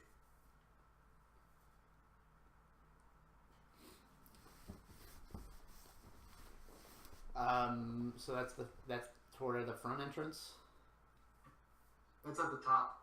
And as you guys can see now, you can see the courtyard pretty well because there's all that natural light coming in. Even though it's raining, you see just intermittently just black figures in the rain, just like congregating and running towards the library. As a matter of fact, as soon as you guys like step out and blow the Warforged out of the way, you look up and it looks like somebody on the second level is just like flying. There's 3 or 4 people flying down different staircases coming down the ground floor of the library. Can we get to a tree? No. I already used that spell slot. Do I see any campus PD?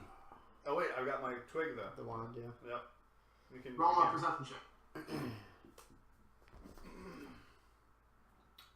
17. 17. It's hard to tell with all like the rain's gotten worse. A large roll of thunder happens outside, and some of the dark figures could be PD. You're not sure.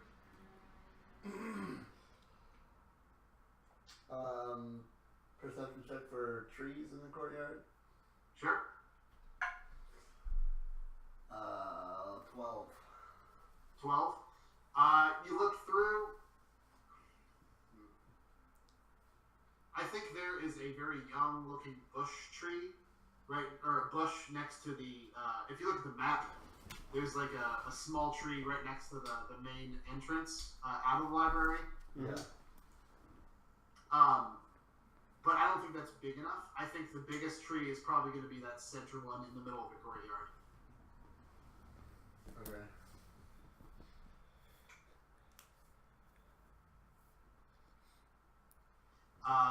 Ballstar, you're going toe to toe with Zalhar. Yep. Fuck him up. I'm just grappling him again. Okay, he's going to try to get a few blows off. Okay. That's 18, 12, and 16. 18 hits. Okay.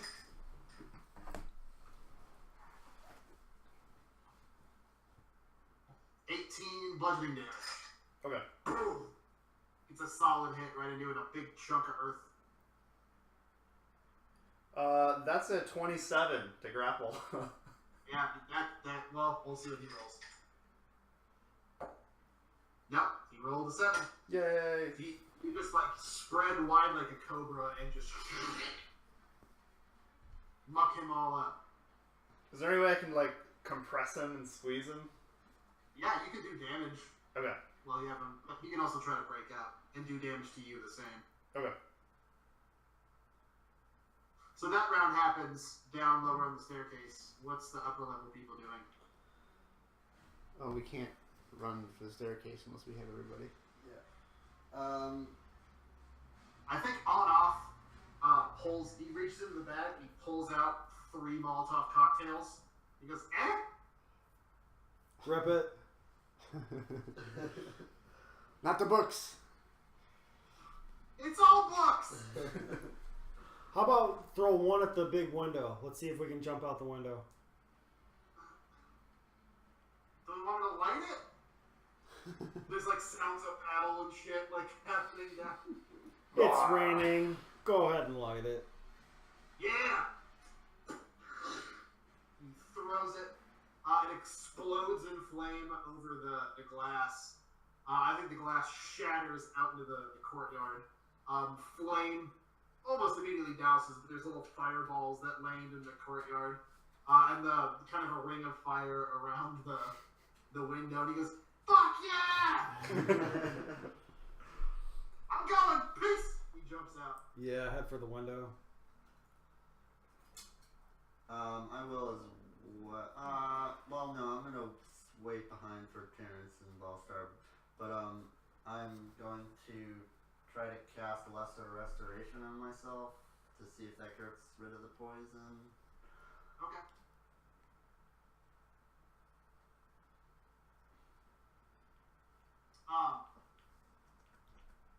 The poison condition, yeah, that gets rid of it. Because you only have the first stage, right? Right. Yeah. You feel much better. Cool. Ballstar, as you're wrestling with Zalhart, you see the downstairs, another crowd of people, maybe 8. Other ones start like filing in from the downstairs dregs. They start coming up from that staircase and get running towards your staircase. All right. Once I Orange flatheads. see anyone else, I'm just gonna try to like suplex. What's his face? Zolhart. Please tell me that you're doing it like through the needle of the staircase. Like it's like a pole. Yeah. Right. So it's like a staircase. Are you trying to suplex him down like through the hole? Oof. Hell yeah. Yeah, shoot him down there. Get rid of him. I'm going dunk. Yeah. I'm gonna do contesting strength checks on that. Let's do it. Ooh. 25. 21. Woo! Yes. I think you lift him up and just boom, powerbomb him through. Hell yeah. You hear metal tines breaking, and just like blood. He falls down a story through all the tines of the staircase. Just sits there broken. He twitches a little bit. You just hear and then you hear popping noises as an obviously broken arm, like bone showing through one of the arm, and a knee that's dislocated and completely like around where it shouldn't be. He just begins to get back up, like seemingly feeling no pain. I'm booking it. I'm dashing it. Okay. Ballstar comes up and hits the rear. everybody else doing? I'm gonna try and climb out the window. Pretty good. That's all. We're good. Yeah. You're just waiting on me. It's just like an 8-foot drop. So you boom, boom, boom. Everybody go into the courtyard. Yeah. Rushing out. Get into the courtyard. You do see that larger tree in the center. I think there's maybe 200 feet. As you get to the courtyard and start running, it looks like class has just let out. So there's a lot of traffic of people. But as you notice, you start to pick out figures from every direction, just congregating. Running at full speed. I'm gonna do like a minor illusion and like keep sending off like shadows and images of us running in different directions to look like we're splitting up. Okay. Like, yeah, everybody, like, groups just running different directions as you guys are looking for the tree. You guys run. I think before you run, people begin to cut you off from one side. I think there's a group of like 3, it looks like 2 students and 1 warforged, burst out of the lecture hall / study room and just begin to run to try to cut you off. You're maybe 40 feet away, just running at full speed. I'm gonna just try to barrel through them, knock them over. Same. Yeah. All right. Roll athletics. 10. Oh fuck, 10 as well. You rolled I got 2 natural 20s. Oh my god. 2 natural 20s and a 4. Whoa. I think there's a smaller like elf woman that's like up ahead. She managed like you run and just throw the shield up, boom. You hit her. She just like does a flip, like a stuntman flip in front of you. But the other 2, I think, just knock you down. I think Quincy goes prone, Alan Greenspan goes prone, and Barbolini goes tumbling out of your hands. That wasn't me who That rolled. was Ballstar made the check, so I'm prone. Also, he doesn't knock you prone. I think he just lays into you, just tries to spear tackle you. My plan was to morph the Sword of Galifar into a joust. And just Okay. like Roll an attack roll. Pike. should it be disadvantaged because of the poison? I think now, well, at least disadvantage because you're carrying Barbolina. Sure. This is a regular attack? Yeah, Like with modifiers and whatever? Yep, with your with your regular. strength, yeah. Strength plus proficiency. So with disadvantage, the attack roll is a 27. Jesus. Which one are you aiming for? The one that spear tackled Quincy, and now it looks like the Warforged is on top of Quincy and just like pinning him to the ground, is sitting on his chest, and just begins to wail on his face. And the other one is like a human man that's just like spear tackled himself into the earth elemental. I don't care much about the human. I'll aim for the Warforged. Okay. I think he gets on. He begins to like wind up. He does like one solid punch to Quincy's face. Quincy takes it like a champ. Just he goes up for the second one, and then all of a sudden there's just like this shriek, and he just tumbles into the rain, slides onto his prone. As you're running with Barbolino with this giant gaudy golden lance.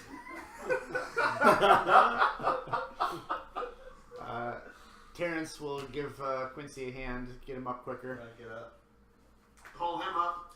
You guys all start running. I think guys are pretty much at the tree, but the humans slowing Ballstar down. Yeah, I'm gonna wrestle him. Wrestle. I'm gonna wrestle that human man. That's very good. 24. 4. He rolled a 3. Yay. What sweet wrestling move are you doing to this guy?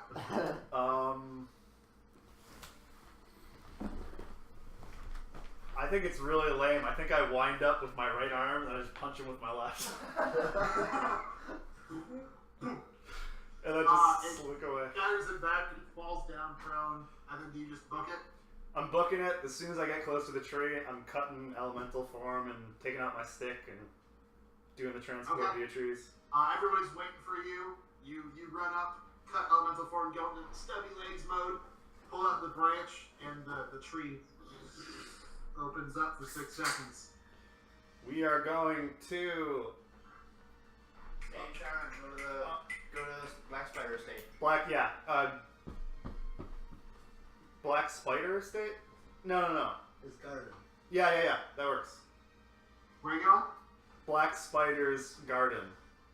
Okay. You'll dive into the tree and it seals up behind you. And you all pop out, breathless, a little bit bloody, in the Black Spider's estate. I think there's like 3 or 4 hands that like reach out into the stump as like one Warforged and a couple of like other races reaching out into the tree portal, trying to come like with you. But the tree portal just like seals behind, and there's just like 4 arms. Oh god. Yeah, we gotta be quick going through this. I don't know if I ever told you that. Are they like still like alive, or they're just limp arms? I think the human ones are twitching. I think the Warforged one is like trying to feel around.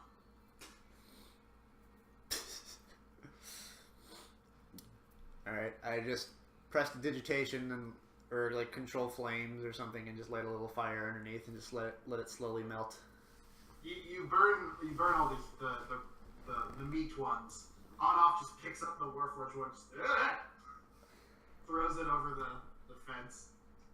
Does it move like the Addams Family hand? Kind of, very slowly, like an inchworm. Barmelina's not looking too hot. Okay. I try to do like a medicine check on her. Yeah, sure.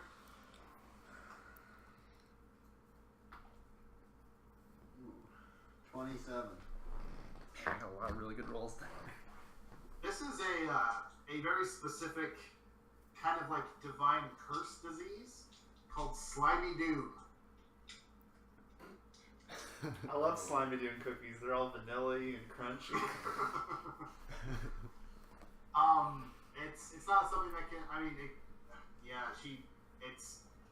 it's pretty terrible.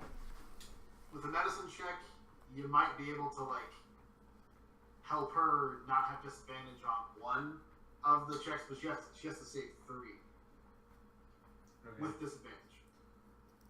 Would that be a part of the one I just did, or would I have to make another one? No, with that medicine check, that's fine. Okay, cool. You can try to shove healing herbs in her mouth or whatever. Yeah. Somebody want to roll for her?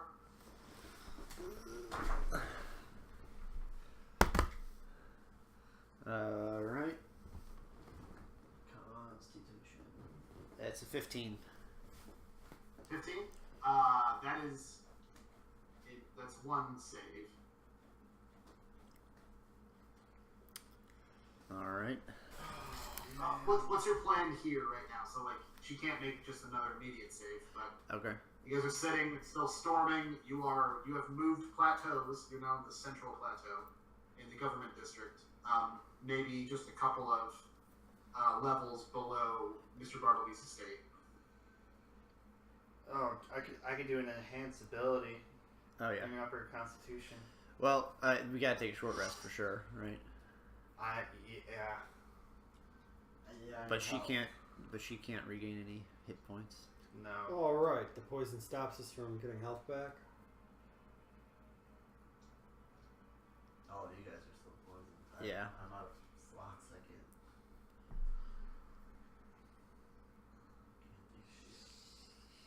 You know, lesser? Yeah. In order to regain hit points, yeah. I don't think we have enough slots to do everybody. Are there items that deal with that? 1/3 level and 1 person. Oh, man. Okay. Yeah, I'm gonna do enhance ability for Constitution for Bartolina. Okay.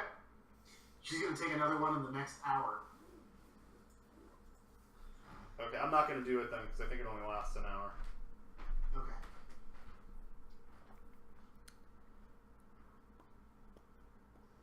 Yeah.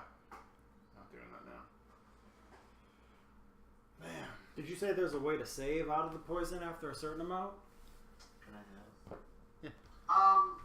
Yeah, just the regular, not double poison, regular poison. Regular poison. Yeah.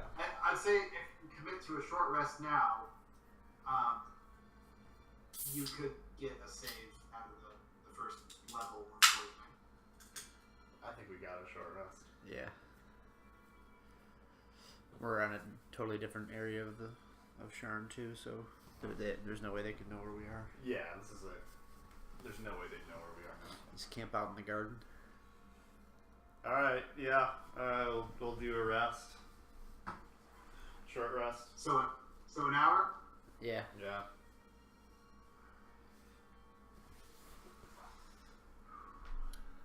So Barbalina can roll again? Yeah. And then you all can roll your poison stuff too. Okay. Is it Constitution? Yes. Alright. I critted. Nice. Nice. Sweet. 9. Saving throw, right? The save is 13 for Barbalina. Is that a success? That's not enough, Damn it. unfortunately. Oh, I was gonna do enhanceability for her. Oh, sure. Yeah, so I'll roll again. Hell yeah. I got a 21 for Ballstar. Nice. You're out of it. So what does enhanceability do? Gives you advantage. Yeah, that's a fail. Okay. Ooh. She's not looking any better.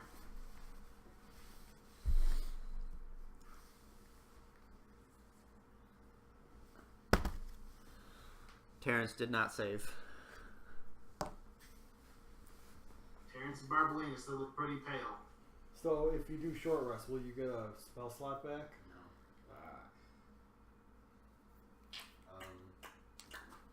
I could do a greater. If we wanted, I could use a greater restoration on Barbalina. On Barbalina. I could use my third level to do you. That would be everybody then, right? Yep. Let's do it. Alright, cast Lesser Restoration Shit. on Terrence. I'm gonna cast greater restoration on Barbalina. Greater restoration? Yeah. I think it removes curses. Let's see.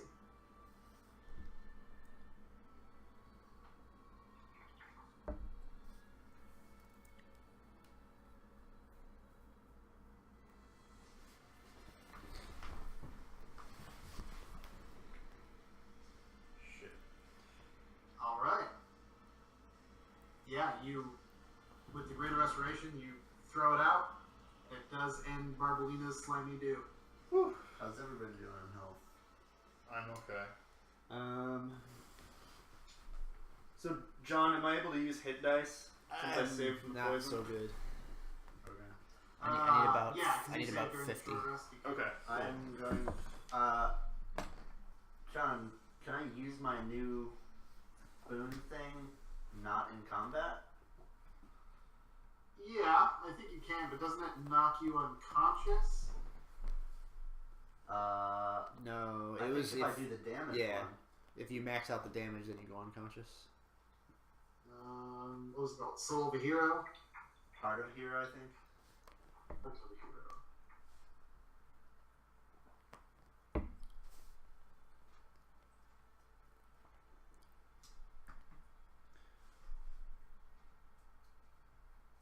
Should I not spend hit dice if you're doing this? Yeah, I hold on. What is the ability? It was a lot of healing. It's just a shit ton of healing for everybody. It's like once per long rest or something. It uses up all my hit dice. Uh, So it's like I need to wait 2 long rests to get on all that. 2 long rests. So you only get half of them when you long rest.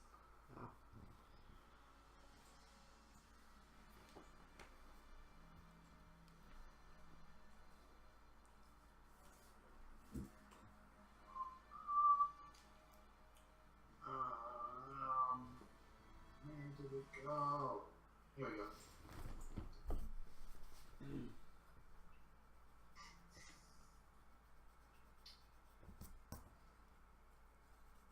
Healing yourself and any creatures you choose to defend. Expend. So you have to expend all of your hit dice. Yeah. To heal. Alternatively, if you expend all remaining hit dice to do the same, causing damage. Damage type of your choice. Here's an interesting thing. Deities that can be damaged and creatures with CR equal to or higher than your level are vulnerable to this damage. Whoa. Are you serious? Holy crap. Damn. I don't get it. Okay, if you use the boon to attack in any way, you immediately fall unconscious for an hour. Oh. Yikes.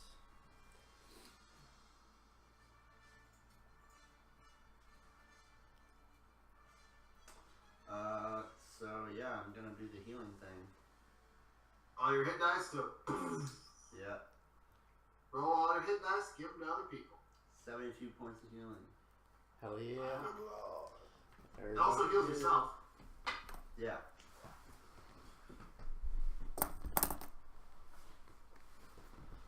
I have 1 5th level spell, 1 second level spell. Listen to this. An evil aligned creature with this trait, meanwhile, can use all their focus to force a creature that isn't a deity to make a Constitution saving throw against the user's spell save. This deals 200 flat piercing damage and petrifies the target on a failed save. What? Lord. And then you're just asleep for an hour and all your hit dice are gone. Yeah. Yeah, that's if I use the attack. Okay. But it's like a magical sleep. You can't wake up. There's like no spell. Right. So like somebody can just go over like coup de grace. So if I was on like, But you can only use that if you're evil. yeah.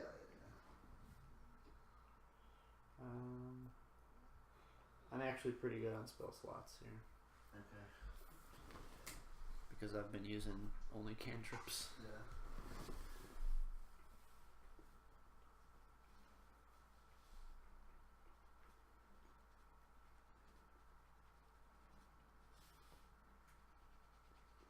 Well, you've been on like chore duty. Yeah, I've just been opening up chests and stuff, and and locating them. What does it cost you to locate? It's a level 2 spell. I can do one more locate as well. Oh my god, this is gonna be down to the wire. If we go to the wrong location, then we might not have enough spell slots to locate it. I can't do any more trees. That was our one. This might not be the worst place to look. Like we're at a place now. That's true. Well, then we gotta use the spell slot to look. I guess they would know. He was confident for the Warforged. Yeah, well, yeah. Yeah, they would know that we were there. Not necessarily, but it's not out of the realm of possibility. What's the plan? I think someone should message Teen Shield and see if they found anything in the building. In their building? Yeah. I think, Terrence, you get a message from Professor Chumblestace. Uh-huh. You get a message saying, are you okay? Did you get the bomb? Is everything alright?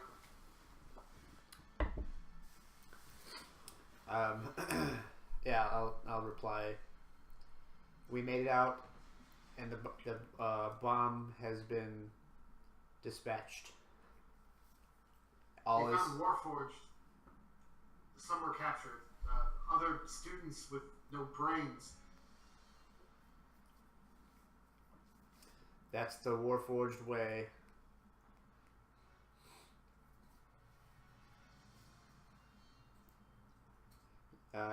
Advise screening the rest of the student population for more flatheads. Just acknowledged. If you need any other help from me or the faculty, please do not hesitate to contact.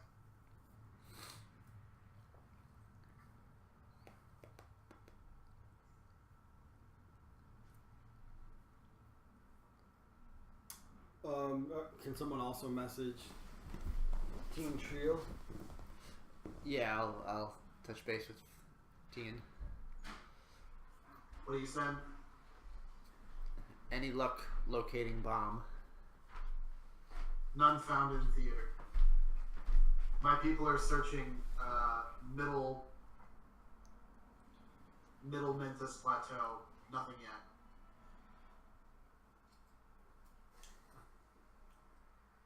Do we manually search the house quick? Didn't we already get the one in the middle? We got middle and upper. Yeah. So lower, it would be in lower. Oh, we know that there's one on each level? Yeah. Which one was on middle? I don't know if you know that for sure. Oh, yeah, I don't really? think Oh, we, okay. we don't know that. Never mind. But that's just what I was about to say.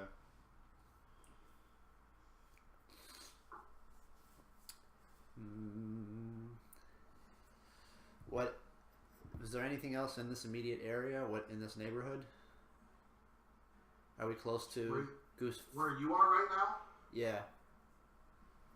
Where you are, you're like one plateau north.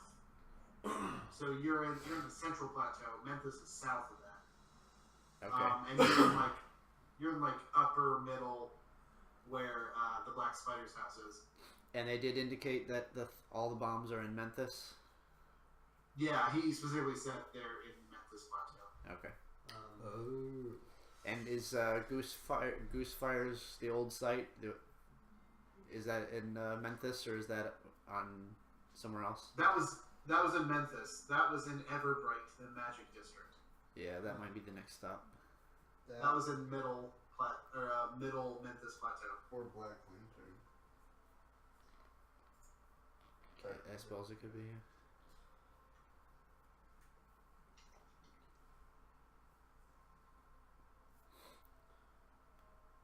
Alright. Pull that base out of the bag of holding and let's catch another taxi.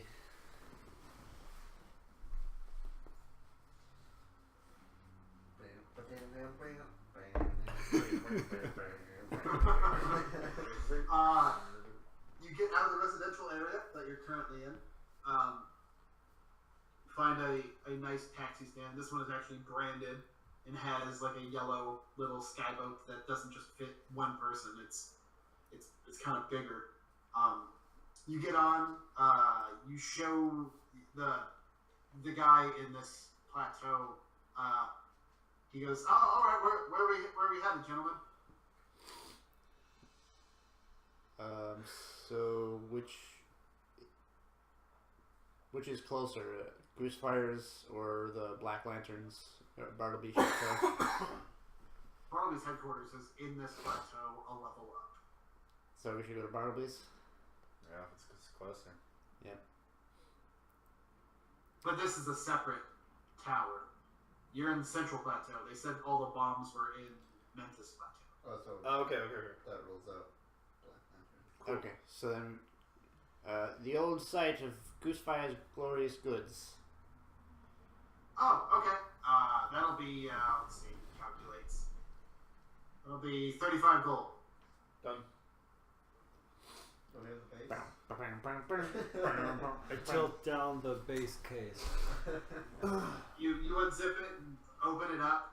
The guy looks at it and goes, it's a nice base. What about this, though? You show him the scroll. Is that fine woodwork? I'm sure you play it well. Can I insight him? 15. He seems genuinely confused, but trying his best to be polite. District. Yeah, it would be Alright, buddy, let's go and give him the 35 gold. Slap it in his hand. You tell him to step on it, and he you guys get moving south. Whenever you're moving in between these towers in the middle, there's always a huge gap. Like normally, if you're going in between districts in the sky cab, it's a lot of condensed like small airways that like kind of like roads, like interchanging traffic.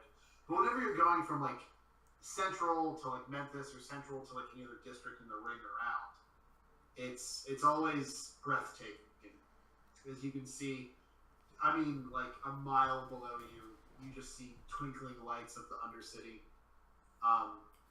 Because there's no towers in between these two plateaus, it's just this beautiful view, much like Mr. Bartleby's dining room, where you can just see the cliff side of the Western District. In the cab, as you guys are crossing this large space in between Central and Southern, there's a rumble. Oh shit. Quincy specifically, or not Quincy, God, Terrence, you feel it as the extra-dimensional chest that you have, you feel your grip and your link to it just vanish. Like that spell is just broken. As there's a small distortion in Memphis Plateau in the lower portion of it. You can just see this wave. You see it before you feel it and before you hear it. The Sky Cab is just looking back. He's driving, saying, "What the hell is that? Oh shit! Oh shit! Oh shit! Hold on!" As this wave just the wave hits you, everything just deafens. Like you can't hear anything. Your brain is scrambled. And the Sky Cab you're in, still flying, you hear the pilot go, no, I've lost it, we're falling. Can you featherfall a cab? Maybe it'll I think it has to telekinesis. be a target creature. I start taking off the featherfall tokens. I've got a featherfall potion. I start reaching for it. I reach my butt pocket. I reach my chest pocket. I can't find it. I reach into my sock and I pull out the potion. Okay, pull out the potion. How many featherfall tokens and potions do you have? I cast Mary Poppins on the Galifar umbrella. Sorry, bud. It's still made of metal, even though it's an umbrella.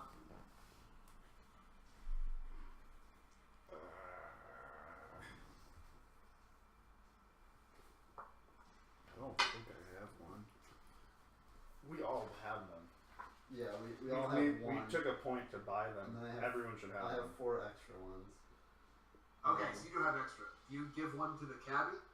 Yes. Yeah. 35 gold. Really?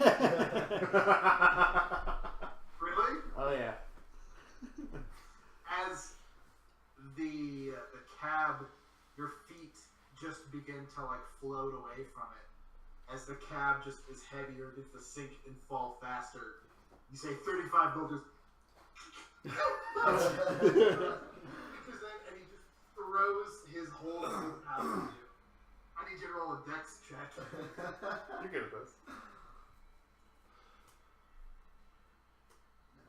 Natural one. Are you serious? You reach for the gold pack and you squeeze it at the very end, which makes all of the gold fly out. You begin to wave your arms as you feel that unsettling feeling of all your guts just coming into your head. The cabbie just begins screaming sheer I terror. flick a token at him. You give one to him? Yeah. Okay, you throw it, hits it on his chest, and begin to fall.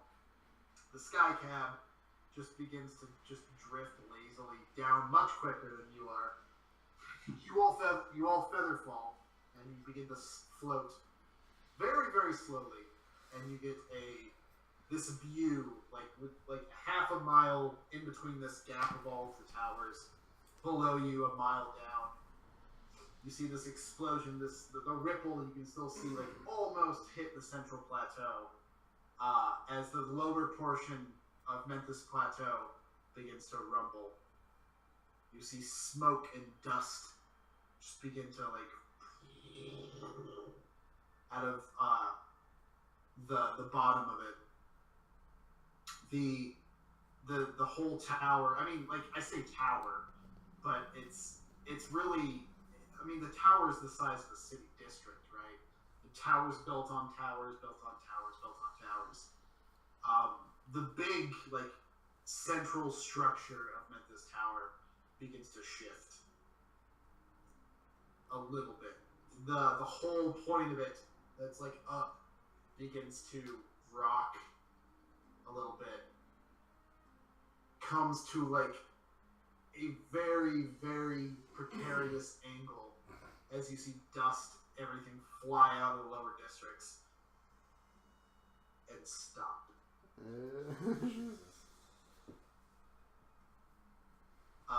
The lower districts, you hear screams,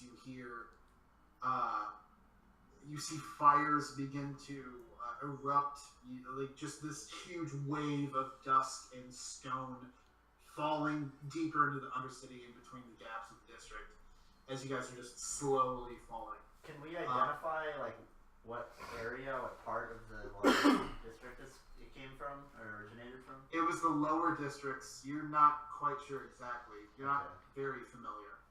The tower itself didn't completely fall, but the lower districts are fucked up. And you recall the lower districts, specifically the Firelight and the Forge Light, Firelight, Forge Light, Firelight and Torchlight. Firelight being the Red Light District, and the Torchlight being the raunchy Theater District, is where Cecil made most of his money. And it's just ruined.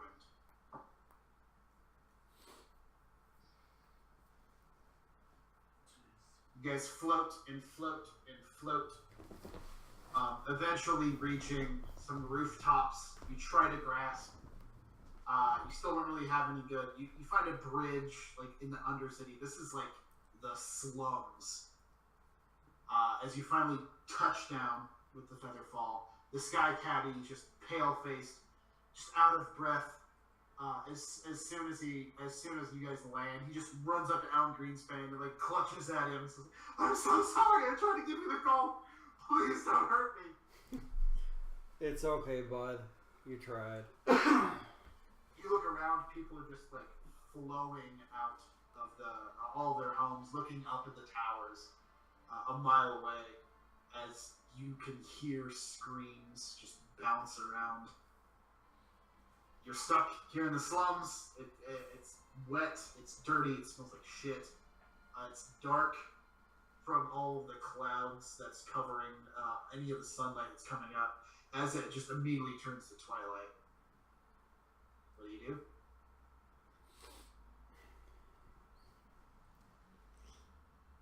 I send a message to Cecil. Cecil, are you okay? No response.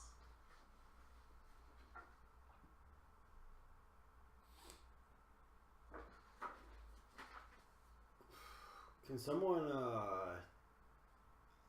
detect magic is wrong, but like, what is the state of the air magic or whatever? Oh, Like, is it obvious that was the third bomb going off? I think that was the third bomb. It's pretty obvious that was the third bomb. So the like, upper towers is at a very weird, precarious angle that it really shouldn't stay like that, but it's stopped.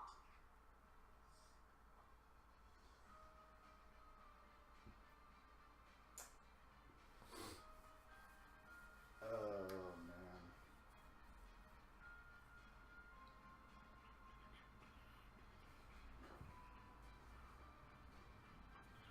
People are beginning to run out of their houses.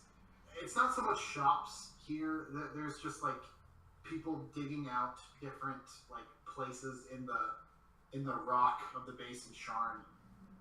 You are below the lower levels at this point. You were in just like it's called the cogs. This is where the machinery that keeps Sharn kind of resides. It's very close. There's not a really like real maps to it. There's no real houses, just kind of like whatever place somebody can pick and just squat at. So instead of houses, you have things that are these dwellings that are just like cut out of rock, and somebody puts a sheet over it, and that's their place. The watch is not down here. They do not even bother with it. But you have people scrambling out. You have beggars that are on the street just looking out like in sheer awe of what has just happened.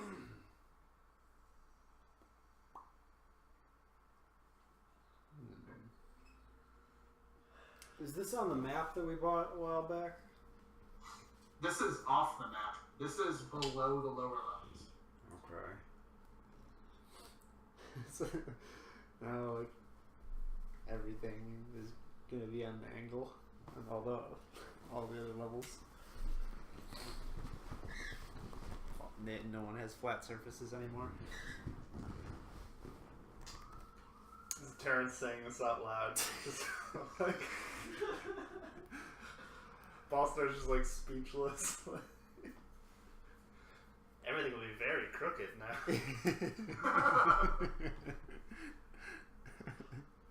So, just to let you know, the Memphis Plateau is the University District. 7th Tower, which is fine shops. The residential, the Gnome neighborhood, average and a rich in the upper. Middle, Cassandra Bridge is Adventurers District. Everbright, the Magic District. Smoky Towers, the Theater District. Warden Towers, the Temple of Helm. The downstairs, the Tavern District. The Firelight District, which is the Red Light District. And Torchlight are the ones where the bomb went off in. Okay. All those areas you mentioned, or just the lower ones? Just the lower ones, presumably where the bomb went off at, but like the whole tower is affected. I think we want to find leaders of the city, find out if there's a way we can help secure the tower from collapsing. That's a good start.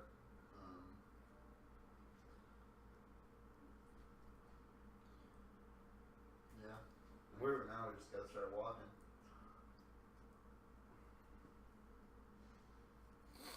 I'll also message Goosefire. What do you say?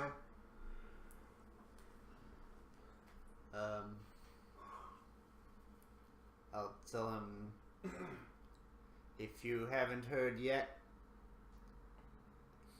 you're off the hook. Where are you? I'm in Skyway. What the fuck was that sound?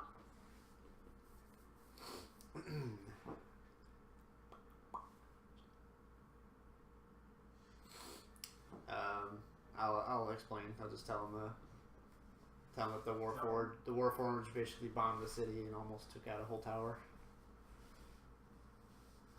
Jesus Christ. Where are you? I'll tell him where we are.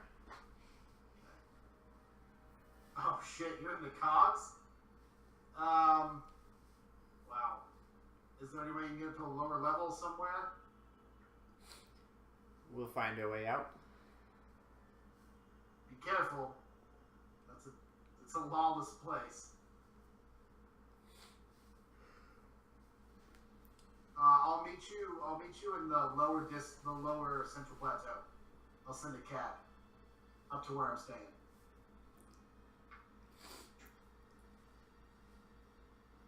See you. There's no cabs, there's no anything there, so just be fucking careful, okay? See you soon. Okay, bye. Bye. I think that's probably a good place to end for tonight. Cool. Yeah. All right. Man, Oh boy. that's great. It was John. that last short rest. That's what it was. I know. There was no avoiding it though. It was either that or die. 20 something HP and I couldn't heal.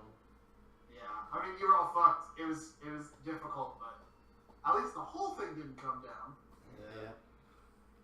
We all did our best.